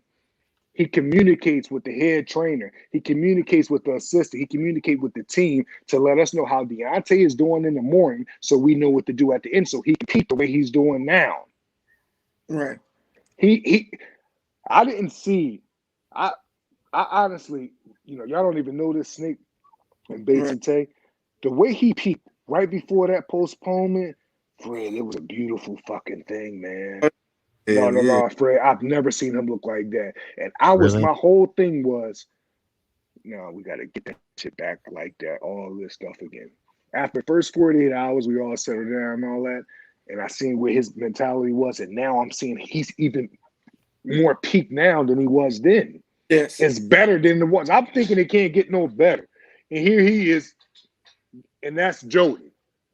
That's Joey understanding how to work on as far as recovery, as far as the strength and condition. So let's say when he's doing his the benching and he's doing his mats, right then and there, he's doing that on a loaded body, guys. He don't even be doing. Joey just put him through a workout, so that means really he's stronger than actually what he's showing. Right. I pray Tyson come forward the way he did that second fight. I pray he believe that one trick pony shit that he preached. It's not going to turn out. It's going to turn out bad for him, Fred. Real bad. Remember, I'm saying that it's going to turn out real bad for him. Real bad. It don't matter as long as you show up because they be in denial. I sit there and heard Tyson tell Deontay after that fight. Everybody say, "Oh, he looked horrible," but he still almost had him out in the second fight. Fury Tyson said that. He said, "You almost had me out of it." I will say that about him, based on fucking Fury, bro. As far as being transparent and whatever, the way he go about his honesty is a little peculiar, but he's the only person that, hey, Fred, this motherfucker could be talking shit about Deontay. At the end of that shit, he'll say he's a piece of shit. Fuck him, but that motherfucker punch hard, and he's the most dangerous person in the world. He always ended with that. Always, he keeps it 100 on that. He does not downright play Deontay, and some people say, well, that could be coming from a business aspect. That could be coming from him hyping Deontay up. Well, it's hard for me to believe that's coming from a business aspect when I see him rise from the dead. It's hard for me to believe that from an aspect when I see him out on his back from the 12th round when Deontay was weighing probably 199, 203 pounds or something like that after an exhausting fight. Fury, he knows. His IQ is high, and if he is as boxing intelligent as I believe he is, he knows what's coming. And he's planning on having answers. But the only thing is this, Deontay's going to have an answer for whatever it is that he do. My prediction is inside of 5 rounds. Deontay's is inside of 3. But we're going to say Fury is crafty. He may get out of here. Guess what? We'll beat the fuck out of him for 12 rounds. We're training to beat him up, too. That's another thing, too, guys. Y'all know that, right? As far as the viewers. We're training to beat him up systematically for the knockout. Like, this is not like we're going out and then just... No, it's not that. No, we're going to beat him up for that. However long he could take it and however long he lasts, that's what it's going to be. But we plan on really beating him up. Really beating him up. This is not like a head hunting thing. This is a whole human. We're going to break you down from top to bottom. From top to bottom. That's the whole thing, man. I'm telling you, I'm so confident because I'm seeing what I'm seeing every day. I'm so confident because when I send him something, he's acting like a kid in the candy store when I send to him. I'm so confident because on his most sorest days, he's giving me the best performances. I'm so confident because I know he don't want to get up at 6:30 in the morning, but he's still getting up fussing with Joey at times. I'm so confident because even when he's stubborn in the gym, in the lab. Even when he don't feel like it in the gym, in the lab. That's where my confidence ain't coming from, man, he knocked out 8 sparring partners. That's not where it's at. Mine's just not coming from seeing what he's doing right there. Mine's just coming from seeing him do things I know he don't feel like doing, but he's still pushing himself mentally and physically to go through the fire. Wow, 8 sparring partners. Wow. That's what it is. I'm not, you know, and Fred, this is another thing too. The minute that he goes into that, we'll say I see Deontay hurt a sparring guy, and I know the guy is out on his feet, and D is going to attack. The first thing I yell is, "I want it surgical." I want it surgical. I do not want. And we've even built great logistics with this camp.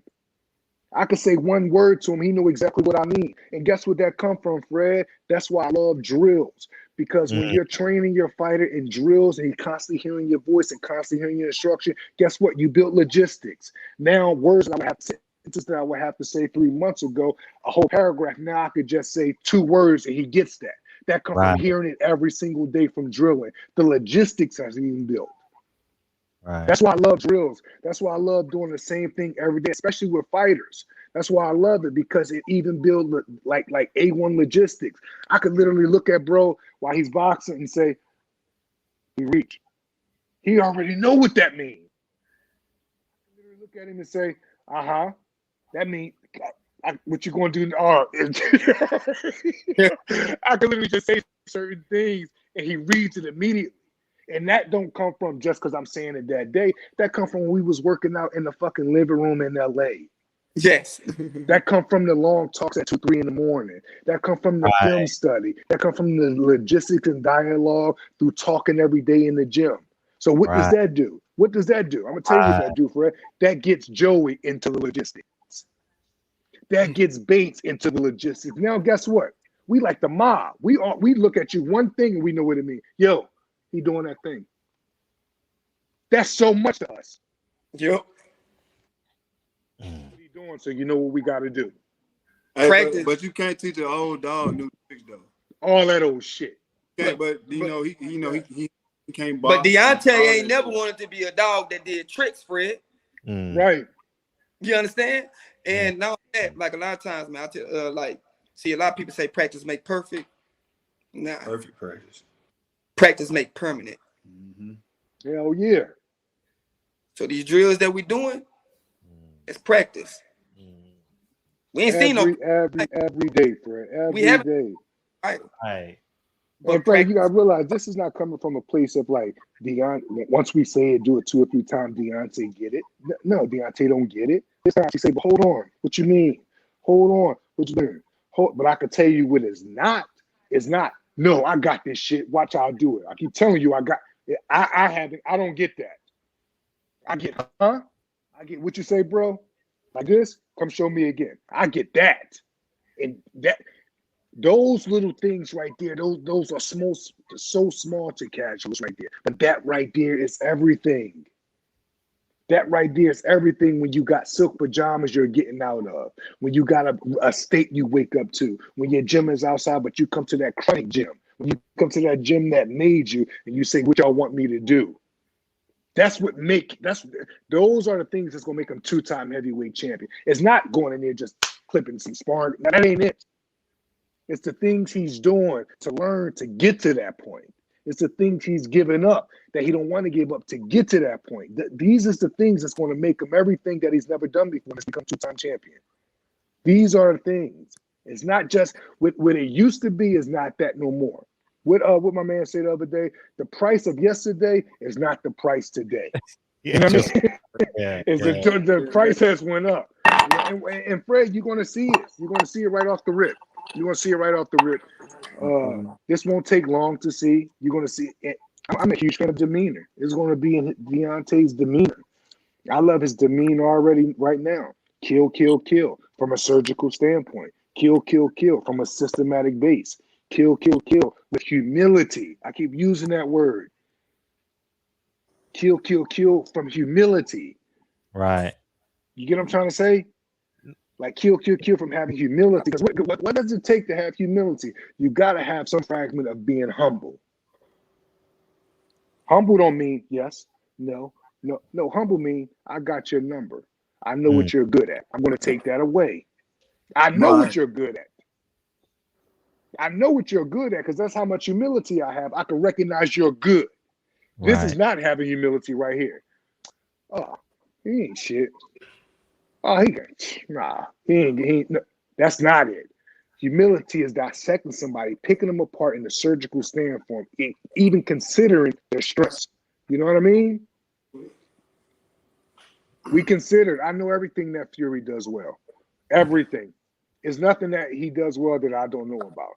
I've been in the ring with him. I've studied them. I've been like, bro, what you going to do? You going to come forward or you going to move? Either way, you're out of there. Like they said, time's up. Yeah. Time's up. Time is up. Time is up. What's y'all opinion? What's y'all opinion on this Saturday's fight? Joshua and Usyk. Man, fuck that fight. 50-50, I'm going in. You like fuck that fight. I just want to see if he'll keep that energy, you know what I mean, in terms of winning undisputed. He not. That house nigga ain't gonna keep that energy. He actually said yeah. I know what you get ready to say, Snick. You heard about that, huh? He actually said Deontay's gonna beat Fury. Yep. I don't give a fuck what he said. Yeah. He did say that? Wow. That was actually, he did. Today. He said that was actually refreshing him saying that. He did. That in my opinion, Fred, directly after the Fury, that's the next one. That's the next one. You know what I mean? That should be the next one. The fans want it. Deontay's been wanting it. You know what I mean? Like, you know, like say it again. That's the one, man. But they, you know, Fred, I really want people to know that I'm confident for a reason. Like this is not just because fuck out brotherhood. I'm confident from a teacher to a fighter. That's where my confidence is coming from. It's not coming from because Deontay is my brother. He'll do anything I ask him for me. No. Fuck that. The man showing me stuff I've never seen before from him. And I don't mean just that in the ring. You know what I mean? Like, nah, bro. He wanted this title back literally, like I said, the night of the loss. He was already planning. Already. I believe it was myself, Bates, Joey, and Chantel. We all was on the phone when we started this plan. Wow. They was driving from Vegas, and I had just got to Cali, and we was planning. Emotions down, disappointed, hurt, emotional, of course, all that, but we was planning. And it all materialized into something great, man. And I truly believe that, man. I see everything in this dude. I tell him every day, you could do anything in this ring you want, bro. And I'm telling him that because I watch him do everything. If he wanted to be a pure boxer, he could. If he wanted to just use his jab and shut down people, he could. If he wanted to feint and do a Jersey Joe, he could do anything he wants. It's just up to him. There's nothing he can't do in that ring. It's just nothing. I'm sorry. I see it. There's nothing he can't do in that ring. Nothing. Oh, shit. I won't allow them to call about the 10-dimensional fighter one-trick pony. Not on my watch. I won't allow that. That won't happen. Not on my watch. What's the decision making between you being in the ear trainer versus right in front of him? Like during the fight, are you gonna be behind the ropes or are you getting in the ring? No, I'm gonna get in the ring because I even get in the ring in training. Yeah, I don't and then I do that because I like Deontay. I like to show him, and I like with him looking me in my eyes. And sometimes even when he's spitting water, I know I got to work on this too. Because even when he's spitting water or doing something, I'd be like, bro, I need your eyes. Because I'm so keened in, and there's certain things that I want him to do that I don't want him to just hear me. I want him to see it. I want him to see me saying it to him. You know, it's a spiritual road to me. It's just not I'm not saying, yo, go out there and throw the jab. Now, I want you to look at me in my eyes. I need you to feel me, not just listen to me. I mean, I need Deontay to feel me, and that's what he be doing, man. He feels my energy. I give him the same energy he gives me. Everything I'm giving him and any energy I'm giving him, I have to salute him for because he's not allowing me to lack off. He demands high note out of everyone around him. Even if we have to come back, he demands high note out of Chris Bates. If Bates is slipping, D on his ass. If Tay is slipping, D is he demands us to be up. He just hate lackluster. That's just who he is. I don't know if his father is like that, if his mother's like that. That's just one of his ways. He hate lackluster in any department of his life, any department. So some people say, well, that's sort of a control freak. Okay, that's not the end of the world. Yeah, alpha man, that's a control freak. Okay, he wants the best for his brothers that's around him, and he go about it a certain kind of way. I don't mind. I look at the message a lot of times, not the messenger. So if I'm real on point, and Deontay is on me like, bro, why would you do that? You could have did it this way. I won't stop and say, damn, you ain't got to talk to me like that. I'll be more disappointed in myself that I slipped and made that far, and I should know better. That's who I am. And I'm trying to learn. A lot of people is different, and I'm trying to learn. Right. Pressure a lot of make people diamonds, is different. Like, you know what I mean? I don't be into like how it depends on who said it. This is my job. Deontay Wilder hired me. It's my job to give him my all. If I'm lacking on anything, which I try my best not to lack because I'm just as passionate about this job as he is, I want him to be on me. Because they're doing shit but making me better for my own future. I don't want no fight. I'm training a fighter and I could be lackadaisical and he won't say nothing just because I'm his trainer. No. I'm a student teacher, friend. I'm a teacher student. And I will forever be that humble like that. I will never know it all. I don't want to know it all. I don't want to. You're a dangerous person if you say you know it all. You know what I mean? I don't even want to. Pressure Every day I'm studying. The ones that have done things that I wanted to do in this game. I love the job that Derek Edwards does with Spence. The intangible he teaches Charlo. The intangible, how he run his system. Barry Robinson from A Million Styles of Boxing. I love his system, how disciplined he is and go about teaching the craft. You know what I mean? So I'm a teacher-student, a student-teacher, whatever somebody want to say. But Deontay Wilder is about to be 2-time heavyweight champion of the world, and I have a list of reasons to back it up. I have a list of reasons. Did y'all have any tough moments in camp that propelled y'all to September 22nd, 2021? I think the toughest thing in camp, in my opinion, thus far, it had nothing to do with instruction. It had everything to do with the postponement because I was worried, quiet as kept. I tried my best to keep Deontay up and everything, but then I hit a wall with it myself, and I was like, fuck it, he's right though, man. We putting all of this shit in, but then we all was in that rut for about 2 or 3 days. All of us was. Nobody was talking to each other. The tension got real eerie, didn't it, Bates? Yeah, man. Everybody. Our communication stopped when we would talk. I was like, calm down. Yeah, bro. Calm down. That shit was Everything gonna be okay. You said that at the gym, Snake. Yeah, Snake was the first one Because I remember when the news hit, we was in the office, Nick looking around and said, like, what the fuck is wrong with y'all? It just gave him more time. That's more fucked up for Fury. It's That's really exactly what he over said. now. Exactly what he said. He's like, I don't give a fuck. I'm happy. He's like, more time. That's more time we get to marinate him. It's a wrap. And it hit me. They're like, well, it is more time. Yeah. And it, But you know, I just hate how they give him passes for every fucking thing. Everything, dog. Yeah. They give him passes for everything. I'm so sick of that shit, man. I'm so sick of that shit, bro. But you know what? Like my brother Fred talking about the whole WBC on one of his joints. Fred go in on. Man, they give passes like a mother. They give passes like my principal. You give me passes when I was late for high school every day. Here you go, man. Here you go. But you know what my brother told me? He said, you know what? You got to understand. He got the complexion for the protection. Right. And they want him there.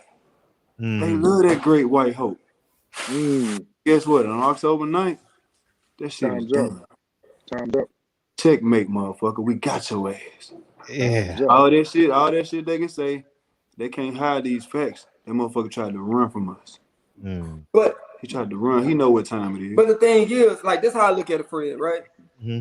The reason, like, I be cool, kind of collect on things like that, because I'm like, he got the protection for the complexion, but you know what? It's just his culture helping him. That's what they're supposed to do. God. They are supposed to do that. But when are we going to do the same thing? Oh wow, you went. That's why I don't get mixed in. I don't get mixed up with. I don't poke my lip out when they're helping him. I don't poke my lip out, or I don't, sob and I don't. These guys will tell you, like, I say what I mean, what I say, and I say what I mean. You understand? I don't get mad at that. I'm the same way. They supposed to do that. I'm the same. He's supposed to take advantage of his people helping him. But you saying your problem is, go ahead, Sling. Go ahead. My problem lies with our own culture not holding this king up when he has the platform to speak for us all. So you saying it almost sounds like you saying you applaud them for sticking up for their king, but what you saying is like how When are we gonna do that? Well, we a house divided. You understand? So that I don't get. That's why you don't never hear me say. You know what I'm saying? Like, I don't never come from a place of like, man, these motherfuckers. Oh man, they helping this mother. That's what they supposed to do. Because if I was in a position to propel Deontay and just turn a blind eye, close the ears and, what I'm saying, see no evil, speak no evil, I don't see, hey, go ahead and do it, then I would do it. Because that's my culture. That's the only issue I have. You understand? See, when he lost,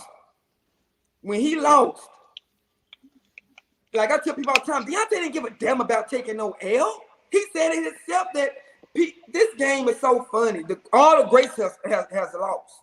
I said that shit too. The thing that hurt him and the thing that actually pissed me off is how our own culture treated him after that loss. Right. And I'll never let him forget that shit neither. You know what? Hold on. Do you know what Deontay first words to me? I came down and I surprised him the weekend after the fight. You know what his first words was to me when he woke up? What did I do so wrong that my own culture turned their back on me? All I tried to do was provide. All I tried to do was build a platform where they can see I can provide my greatness and help the next person know that their greatness can come out. Speak it, believe it, receive it. That was the thing that hurt him the most. Not the fucking loss. We know what went into the loss. We know why he lost. Fury didn't beat him. It was a number of things. Who gives a fuck? We here now. You understand? So the thing is, a lot of people, that's why people couldn't understand. Damn, he wasn't speaking. Is he depressed? He had the whole world of his own culture disrespecting his name. That's a hard burden to carry. But you know what?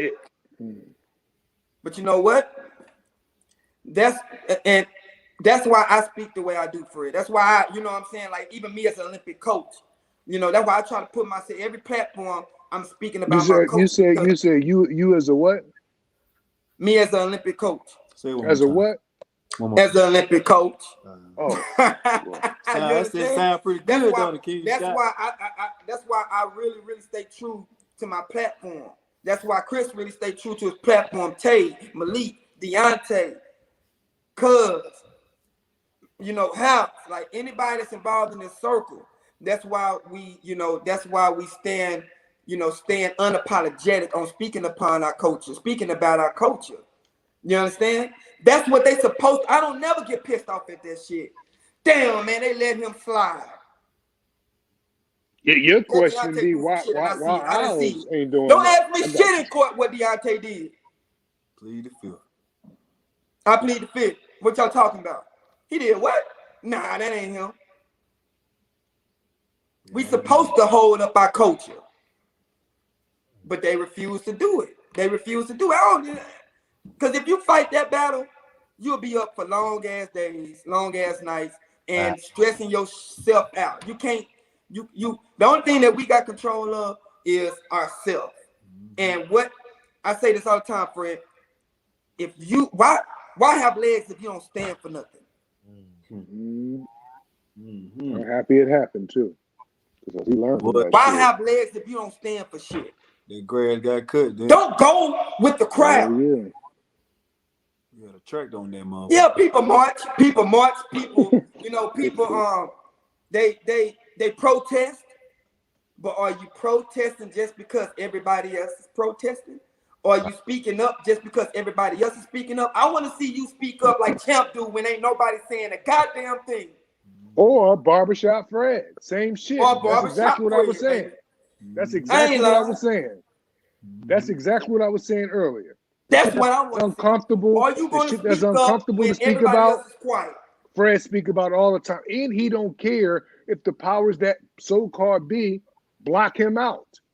Not if this actually happens. Powers that be don't want Fred Barbershop at certain press conferences.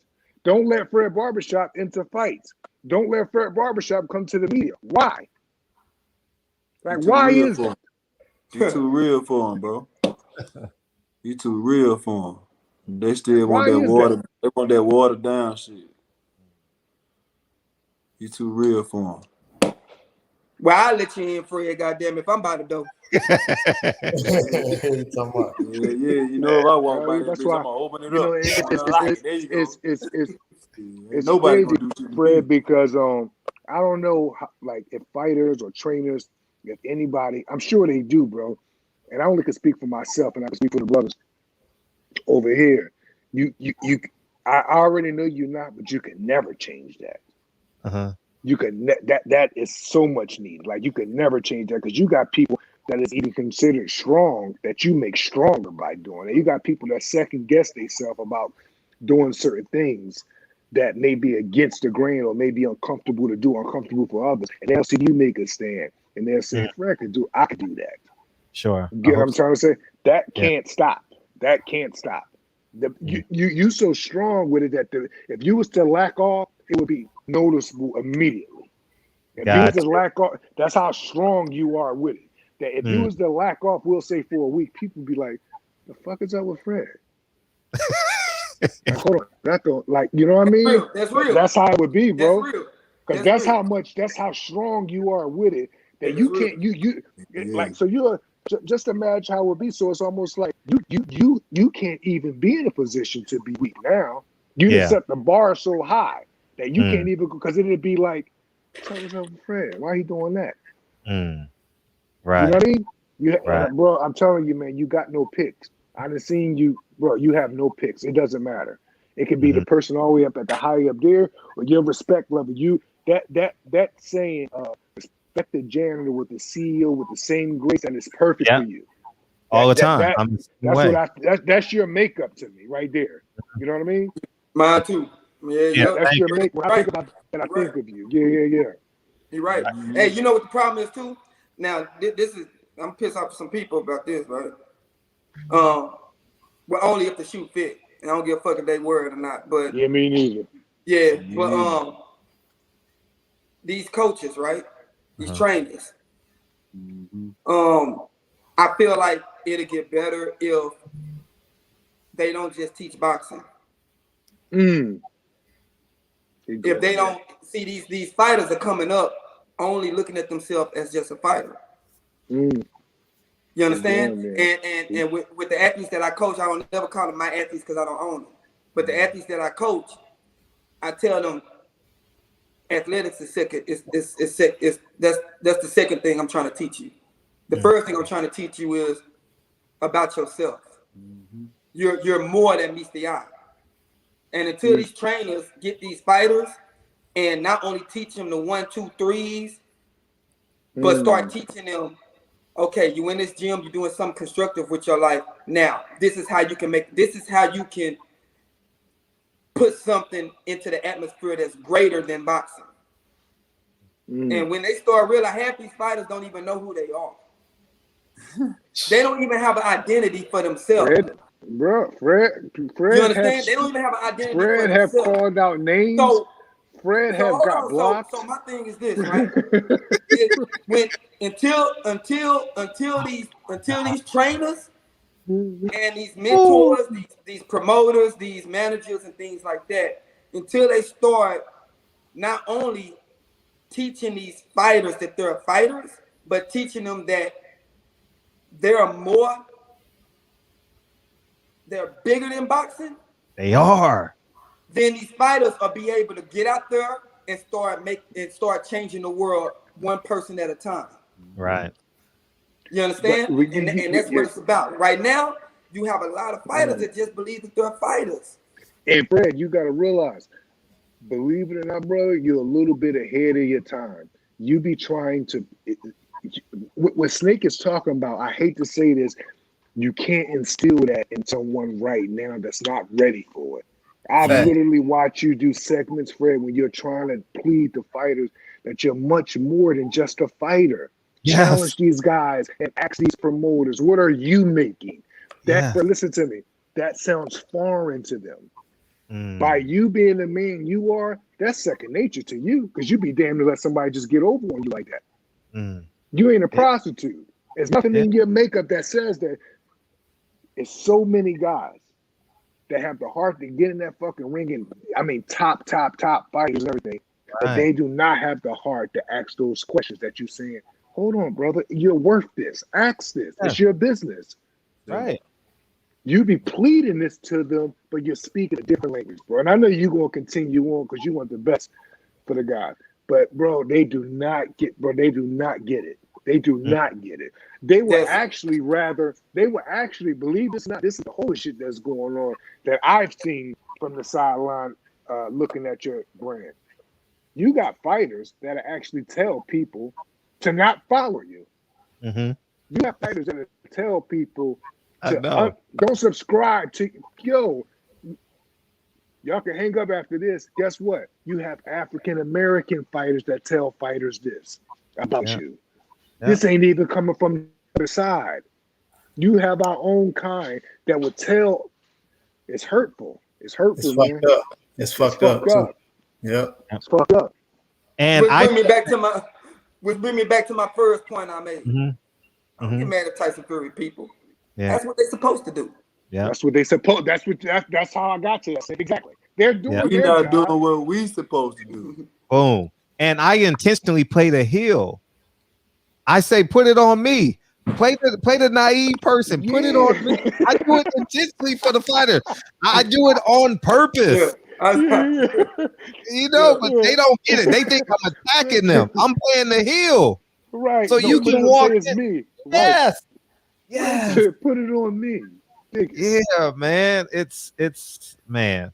I believe we'll get there though. I believe we'll get there. Real quick, brother. You know, I wanted to ask you, not tonight, After the trilogy, you have to get the brother Glasses Malone on the show. Yeah. Oh, we watching that. Yeah. I wanted to. He's the first person I ever wanted to like. How we all doing it? I have to talk to that brother because his point of view and his perspective is just like, how could you think like that or feel like that? But you do, and by you believing that, make you interesting to me. But I need to talk to you about my facts and your perspectives. Oh man, that'll be a great conversation. Oh, we go back and forth. If you had Glasses mad at me when he was in LA too. Oh, y'all gonna be in LA? No, I said I had Glasses mad at me when we was in LA. Oh man, he wanted to pull up to the hotel. He was so mad. I want to talk to the brother so much, man.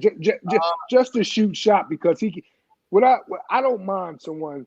I'm a big advocate of you could disagree. You ain't got to be on Team Wilder, none of that. But when you go as far as with certain perspectives, I'm like, how can you be like that, brother? And so sure about that when, like I just would love to sit down and shoot shot with him because I think he was talking to Drew and Drew was asking him, y'all know how Drew is. Drew asked him hardcore questions like, wait a minute, hold on. You don't think this man did that when he was caught doing it? And Glasses was literally saying shit like this. I don't give a fuck if he did it or not. Yeah. Hold on. Time, bro. He did his hands like that. Out. Yeah. Like, hold on, man. Hold on. So you could see proof or no proof of someone having history of cheating, but for the simple fact that you're betting on them and you're winning money, you're going to lose all principle when they, like, that doesn't make sense. And that brother is, Glasses from the trenches, too.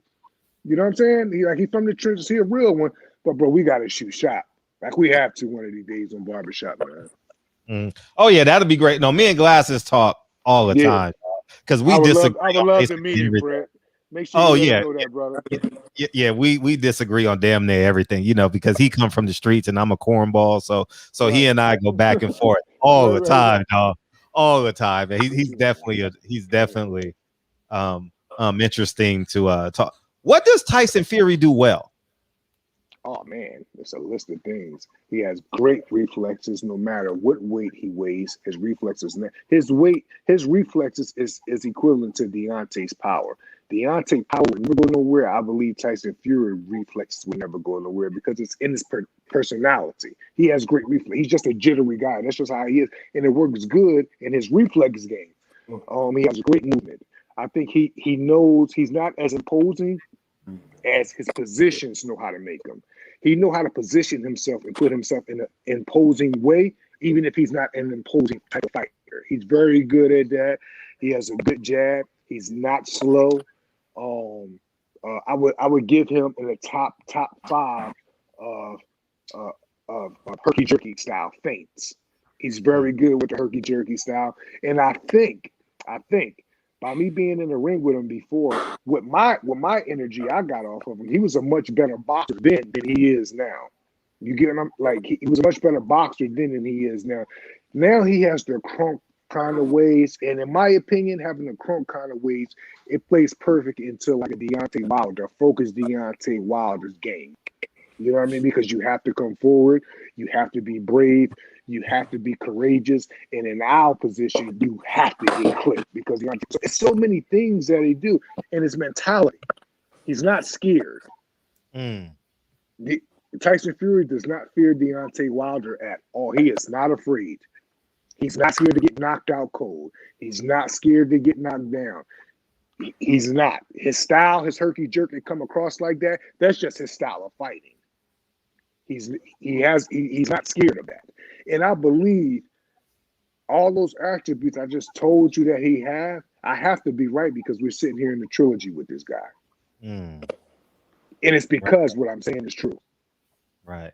It's up to Deontay, who has all this ability to make someone I just said with those list of things good, to make him an ant like that. And he can do it. I wouldn't be saying this if it wasn't true for it. He can make someone that good, in my opinion, that even Manuel Stewart said about Tyson Fury. Deontay has the power and the physical attributes and athleticism to make him as the size of an ant size. We just do. All you got to do is stay focused, stay relaxed, and keep creating. You know what I mean? That's all. Why you think Tyson Fury is calling him a one-trick pony? Let's just be brute honest here. Guess why? Because he feels as though when he fought Deontay them times, Deontay was only trying to do one thing. So he called him a one-trick pony. So what would he call him when he give him 5, 10 different dimensions? What's the title then? See what I'm trying to say? He's only literally saying, he's calling Deontay what he really believed Deontay gave him, which was one thing to worry about. And that's cool. Because we only gave you one thing to worry about, and you still couldn't get us out of there. We still knocked you the fuck out and knocked you down, and you still call us the most dangerous, and we only showed you one thing. What you going to call us now that Deontay is 5, 10 dimensional fighter? Get what I'm like? He's calling Deontay, and to his credit, he may be right because he's calling it like it is and what he received. Like he said, but I'm calling it from what I see, what I know. So him calling him a one-trick pony, me calling him a 5 or 10 dimensional fighter, that meant I have a Deontay that you didn't fight yet. Right. So by you thinking he's a one-trick pony from what he showed you, which is good, now you got to get my Deontay Wilder, which is a 5, 10 dimensional fighter that's in great condition, that is mentally everything, that is a creator, that is systematically going to break you down and beat you up. What you going to call him then? I don't have no problem with Tyson calling Deontay a one-trick pony. I just have a problem with a bunch of people that seen so many different things in Deontay just going with it. Right. And they may even call him a one-trick pony, but I could tell you one person that's not calling him that, and that's me. And it's not because he's my friend or my brother. It's because of what I'm seeing every day. Guess what? I'm going to go this far, Fred. It's because of what I haven't even seen yet.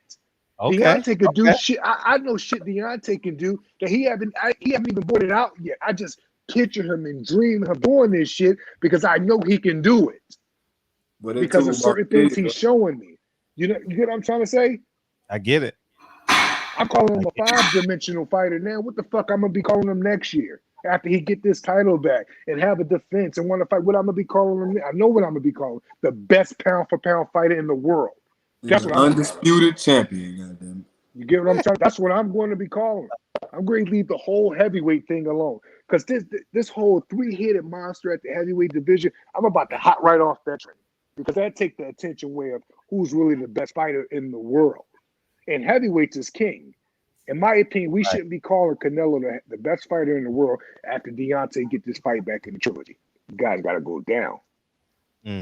Time's up for everybody. Time's up for Fury. Time's up for the pound for pound list. Time's up for the doubters. Time's up for the haters. It's time's up for everybody. We're doing the whole suite. Time's up. We hope y'all have fun doing that thing that we went through. But that shit is over now. How many more days we got, Bates? The 9th is around the corner. Y'all got a few more days to enjoy this long-tongued liar. Time is up. It's a wrap. It's over. I hope y'all enjoyed that ride. While the king was gone, y'all enjoyed that ride. He's back now, and he's back better than ever. Time's up. Checkmate. Time's up. Checkmate is over. Did y'all have an opinion on Andre Ward embracing Caleb Plant and telling Deontay Wilder that he should step aside? We're not gonna do that. Man, I was irate, dog. I ain't gonna even lie to y'all niggas. I was like, oh man, bro, because he got to think, because he like Fred respect Ward for what he have done for boxing and stuff like that. But anything outside of that, anything Ward said, he told you though. He told you, Fred. He really fucked Fred day up sometimes. Like in that car, Fred. You can't see some of this shit at Ward. So you be like, hold on, man. He already told you, Fred. Yeah, you're right. Yeah, you're right. He said, I didn't hear. What did he say, Fred? I didn't hear. He said, no. He said Deontay Wilder should, Tyson Fury should just move on after the first fight and fight Anthony Joshua. Oh yeah.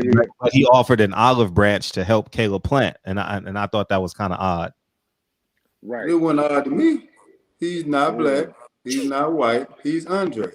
That's what he said. Y'all know, come on now. Y'all know color don't matter. Stop it. Yeah. Color don't matter. Right. Yeah, but I enjoy one of my classic videos is Fred driving bounds all the way up to the press row to talk to Andre face to face. That's classic though, because that's rare. That's Yeah. rare. That's classic. That's like real underrated footage right there. That don't happen. Usually guys in your position, Fred, they hide from the fights on face to face action. And you approached him, not approaching him with an agreement, like let's make a deal. No, it was no solemn agreement. You let him know, like I came here for you. This is what I said. This is what I believe. This is what I still believe. Don't talk money to you. Oh yeah, y'all really went there. That's like I could enjoy that. It's a lot to learn from that, right there. I know y'all was going at it, Fred, but I'm so much of a geek that I could take so much other shit from that interview that you and Andre did. Because he stood his ground. He had some good points too. But you was then coming back with yours, and he coming back with his. Then security was trying to take him. He didn't want to leave. That's classic stuff. In a fight, that would be equivalent to Pernell Whitaker fighting Julio Cesar Chavez. Ooh. If I had to, yeah. Yeah, I like that. That's how much I enjoyed that, Fred. Yeah, I enjoyed that. Man, I just hope that October 9th at about 9:30, the world assembles and gives Deontay Wilder what he rightfully deserves, because I say all the time, his preparation is something that we should learn from just as human beings. Embrace what you've been through and literally, physically, financially, spiritually, emotionally make the investments necessity to put yourself in the best position to be successful. Right. And I hope he gets the credit for that, because what we've seen from him is, as your word, one of your words of the day is humility, having the humility to say, you know what? Okay, I lost.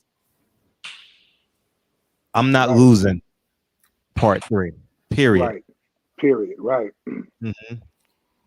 It's hard for a human to go all in and be that vulnerable. Big time. And that's and Fred, real quick, that's what I'm talking about right there. I know how hard that is to do, to go into that place and make yourself vulnerable and have humility like that. But that's what I'm telling you, he has done.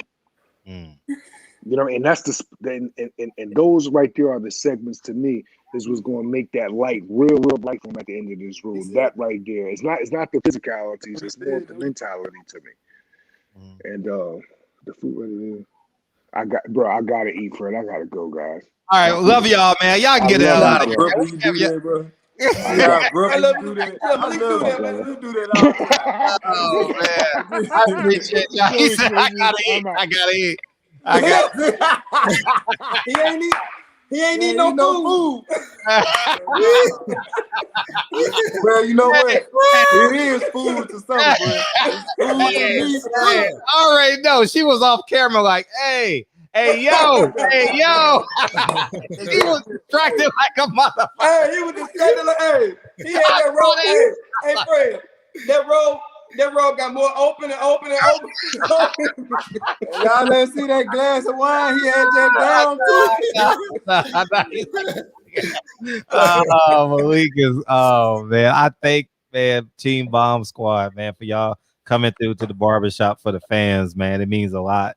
And this is gonna be historical, man. You know what I mean? This journey should be time stamped, and everyone should draw inspiration from y'all forming Voltron to basically become the best version of yourselves, and Deontay Wilder being the best version of himself. You know, win or lose, like this is a story that we all should draw inspiration from. You know, right, most definitely.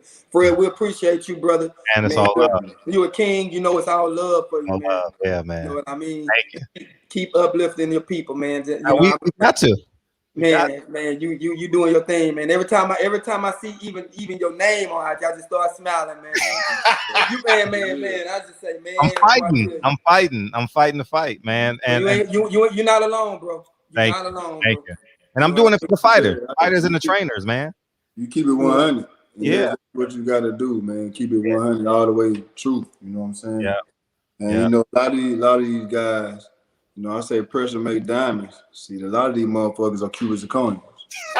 You know what I'm saying? So they don't even know that they not real. They just ain't cut like that. Like principles and morals are out the window now. They don't value those things. You know what I'm saying? Like me and bro always talk about, like I'm still riding around listening to UGK. Mm-hmm. You know what I'm saying? Right. So, right. But nah, man. But we out, man. We got to rest up for tomorrow. Fred, much love to you, brother. Yeah, October 9th, man. Hey, what's up, baby? Man, chilling, man. Hey, tell D he got a challenge, dog. Tay got the knockout of the year. Man, I ain't lying. He got the knockout right now, That's don't all I'm saying. That's all I'm saying. That's all I'm saying. Stuck in the air like this. Whoa! Hey, Tay hit that motherfucker so hard, his mouthpiece said, I said, damn, who Man. So we were sitting there in the mouthpiece and fell out the sky. Mouthpiece catching flights. You know what I mean? That was a hell of a shot. Yeah, man. Yeah. Appreciate it. Man. Man, appreciate you, Fred, for having all us. love. It's all love. You know it is. It's all love. Most definitely. All right, we out. I like that sweatshirt too, Fred. Oh, yeah, all the time. All the time. I love that, Fred. I love that. I love that sweatshirt. All right, Fred. Appreciate you, dog. Yeah. All right, now, peace. All right, Fred, man. Appreciate you, big homie. Thanks for setting that up for us, man. Yes, all sir. love, man. And I'm sure the fans enjoyed it, man. And yes, yeah. So thank you. Love y'all, man, so much, man. And love you too, bro. We're gonna see you in a few weeks. Yeah, October 9th, dog, is going down in the deal. Yes, sir. Yes, going sir. down. I'm actually supposed to watch the fight with glasses. Oh yeah. Oh, me, glasses. He gonna be there. No, we was gonna throw a party. We was gonna throw a party. Me, him, D Smoke, Q from TDE, and yeah, a whole bunch of us supposed to get together and watch the fight. But yeah, we'll see. Yeah, I was hoping to see glasses. Yeah. I'm gonna hit him up on. I'll see if you want to drive up. I'll drive up. You know what I mean? I'm gonna hit him on Twitter. I'm gonna get up on the skin a little bit. Yeah, we'll definitely get it in for sure. Yeah, that's gonna be love, man. I can't. Oh man, I'm just. Oh man, I'm gonna have to do something. You know I'm gonna have to go run 3 miles or something, man. God, I'm hyped now, dog. Man. It's that time, man. It's that time. And it was great to see DD's in great shape. He's over 230. He's over 230. Yeah. I can't say no weight, man. No, I'm just saying what I saw. 230. He looked over 230. He looked good, man. He looked good, man. And I'm just happy y'all together. Yes, indeed. I'm happy y'all together, man. And thank you for setting that up, man. Thank you for thank you. Appreciate you. Man, we appreciate you, brother. Yeah, all the time. All right, King. All right, King. Peace. Yeah. Oh man, what a show, y'all. What a show. Man, that was man. Thank you, D, for popping in. Thank you, Malik Scott. Thank you, Tay Jones. Thank you, Chris. Thank you, Joey. Great show, y'all. Great show, man. Great show. Malik was so distracted, man. He was like,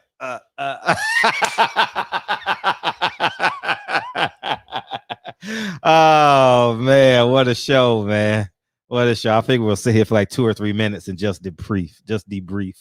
You know what I mean? Woosah. You know what I mean? We took a lot, man. Malik gave us a lot of information, man. Gave us as great of as detailed as this camp has ever been. I mean, there's no need for us to interview Deontay Wilder. I'd rather him just focus on the fight, man. You know what I mean? I think we got everything we need. You know, Deontay just going to come in and say the same thing. I'm going to knock this nigga out. But he'll be here on the 10th, though. Deontay will be here on the 10th. I'm telling you, the 10th show is going to be we might be on live for 8 hours, dog. It's going to be the littiest show ever. I'm just saying it right now, dog. I don't know who else going to pop in, but I'm just saying you don't want to not be in the barbershop October 10th. That's all I'm saying, dog. And yeah, there's no reason to keep us, man. I don't even think we need to even take phone calls because we all thinking the same thing. I can't wait. Oh, we love Malik Scott. We all saying the same thing right now. You know what I mean? So but yeah, man, it's I can't wait, man. October 9th, man. Oh my gosh, I can't wait, man. That press conference got me hyped at a motherfucker. Hey, I'll leave y'all on this. I don't know if I told y'all this already, but before we go, make sure all y'all go order 9 Wives, man. Click the link, man. Click the link and go watch 9 Wives. And also, I had some super chats too. I mean, some cash apps, man. Ron, man, thank you, dog. I appreciate you, man. Who else can I say? Bomb Squad, right? Man, thank you, man. Tomazon for always coming. Champside came in the building, man. Thank you, Champside. Champside, yeah, Malik cooking, right? Amen to that, man. Appreciate you, DW. When Wilder wins, does AJ to 2025, man. Man, appreciate you, Duncan, man. Can't wait to watch the show tomorrow, man. Yeah, that show was dope yesterday, man. You had the kid over there from Tupac's Circle, man. That shit was good, man. Thank you. By the way, man, go watch Craig Facts, man. Tuesday, Thursday, 4:30 PST. The best show on YouTube, man. That shit is hilarious, dog. Oh, man. Oh, Jet Beauties of the Week. All that shit, man. Oh, man. That shit funny, man. No, man. That shit was epic yesterday. Every show is epic because y'all so smart and so funny. You know what I mean? I wish I could be that funny. You know what I mean? But, hey. You know, I don't know. But anyways, I love y'all to death, man. And we had a great show tonight. We coming back tomorrow, and we got some more guests next week, man. And y'all might as well just tell me to play the song, man. Let's get the fuck out of here. I'm about to go watch part 2. I'm not going to go run. I'm going to go watch part 2. I finished episode 1 of PBS. The first episode is 2 hours and 9 minutes. But I know I'm at least an hour and a half away from yawning because I can feel, you know how your adrenaline is up. So I'm about an hour and a half. So I'm gonna watch part 2 of that PBS Muhammad Ali joint, and then we'll see what happens. So because I definitely want us to have a conversation about that. And you told me play the song. Why not? Why not? Click the link in the comment section, y'all. Click the link in the comment section, man. 9 Wives is waiting on y'all, man. It's the film of the year, man. Film of the year. And thank you guys for hanging out with me tonight, man. Appreciate it. I come this way before, travel through that open door. Man, they were so comfortable in here, man. I appreciate y'all making this space comfortable for the guests, man. Thank you. Truly appreciate it. Truly appreciate that. Still land on my feet and nothing can shake me, 'cause I know life took a hold of me. I never knew it. This is where I am destined to be. Oh shit, I didn't even see his response. Believing the miracle of life. Life's a play with no rehearsal. People Hernandez, what's up, Brother Cole, Porky's Corner, Bumpy, West Virginia, Mark West, Allen, Big Dog, Birdman, Harry E, Willie, Big Be the God, Steve Jones, Brother Cole, Mike James, Jean, the Great, Rob G Films, your part's coming up, man. Yeah, Mike, well, I fucks with Craig Facts too. Alan Harper, Jared, Steven. Oh, we should have asked about Big Baby Miller, man. That would have been, oh, man. Cameron, S. Dot. He going to learn the hard way, though. He going to learn the hard way, man. Walk him down, Ram. Thank you, big homie. John Kono. Thank you, dog. Thank you. Deanie, thank you, y'all. Trap Lord, Yova. B-Mal Baby, Mr. P. Thank y'all. Champion Heart, what's up, big homie? I appreciate y'all coming here tonight, man. Thank you. Great show, man. Come back tomorrow. Why not? Yes, man. 2 times. It's my personal statement. Running game like I'm aces. Learn to develop paces. Determined to be the greatest. Yeah. Bobbing and weaving and changing up like a season. Indigenous to the grind. So I do it for all my people. Jabbing the competition. Back up against the ropes. You fighting for recognition. I'm fighting just to promote equality where we lack it. While cancer slowing our road. I'm confident we'll make it. We focus on common. So you gotta give back, give love. Never give up, stand tall to fight another day. 2 toes to feet, I stand on the ground. I'm going to and fight this final round. Life's a play with no rehearsal. Make it personal. Cause the devil is a lie. Hey. Telling you the truth, hey. It's all what you do, hey. Hey. Love y'all, man. Mayana, love y'all, man. Thank you, man. Thank you. Gotta go.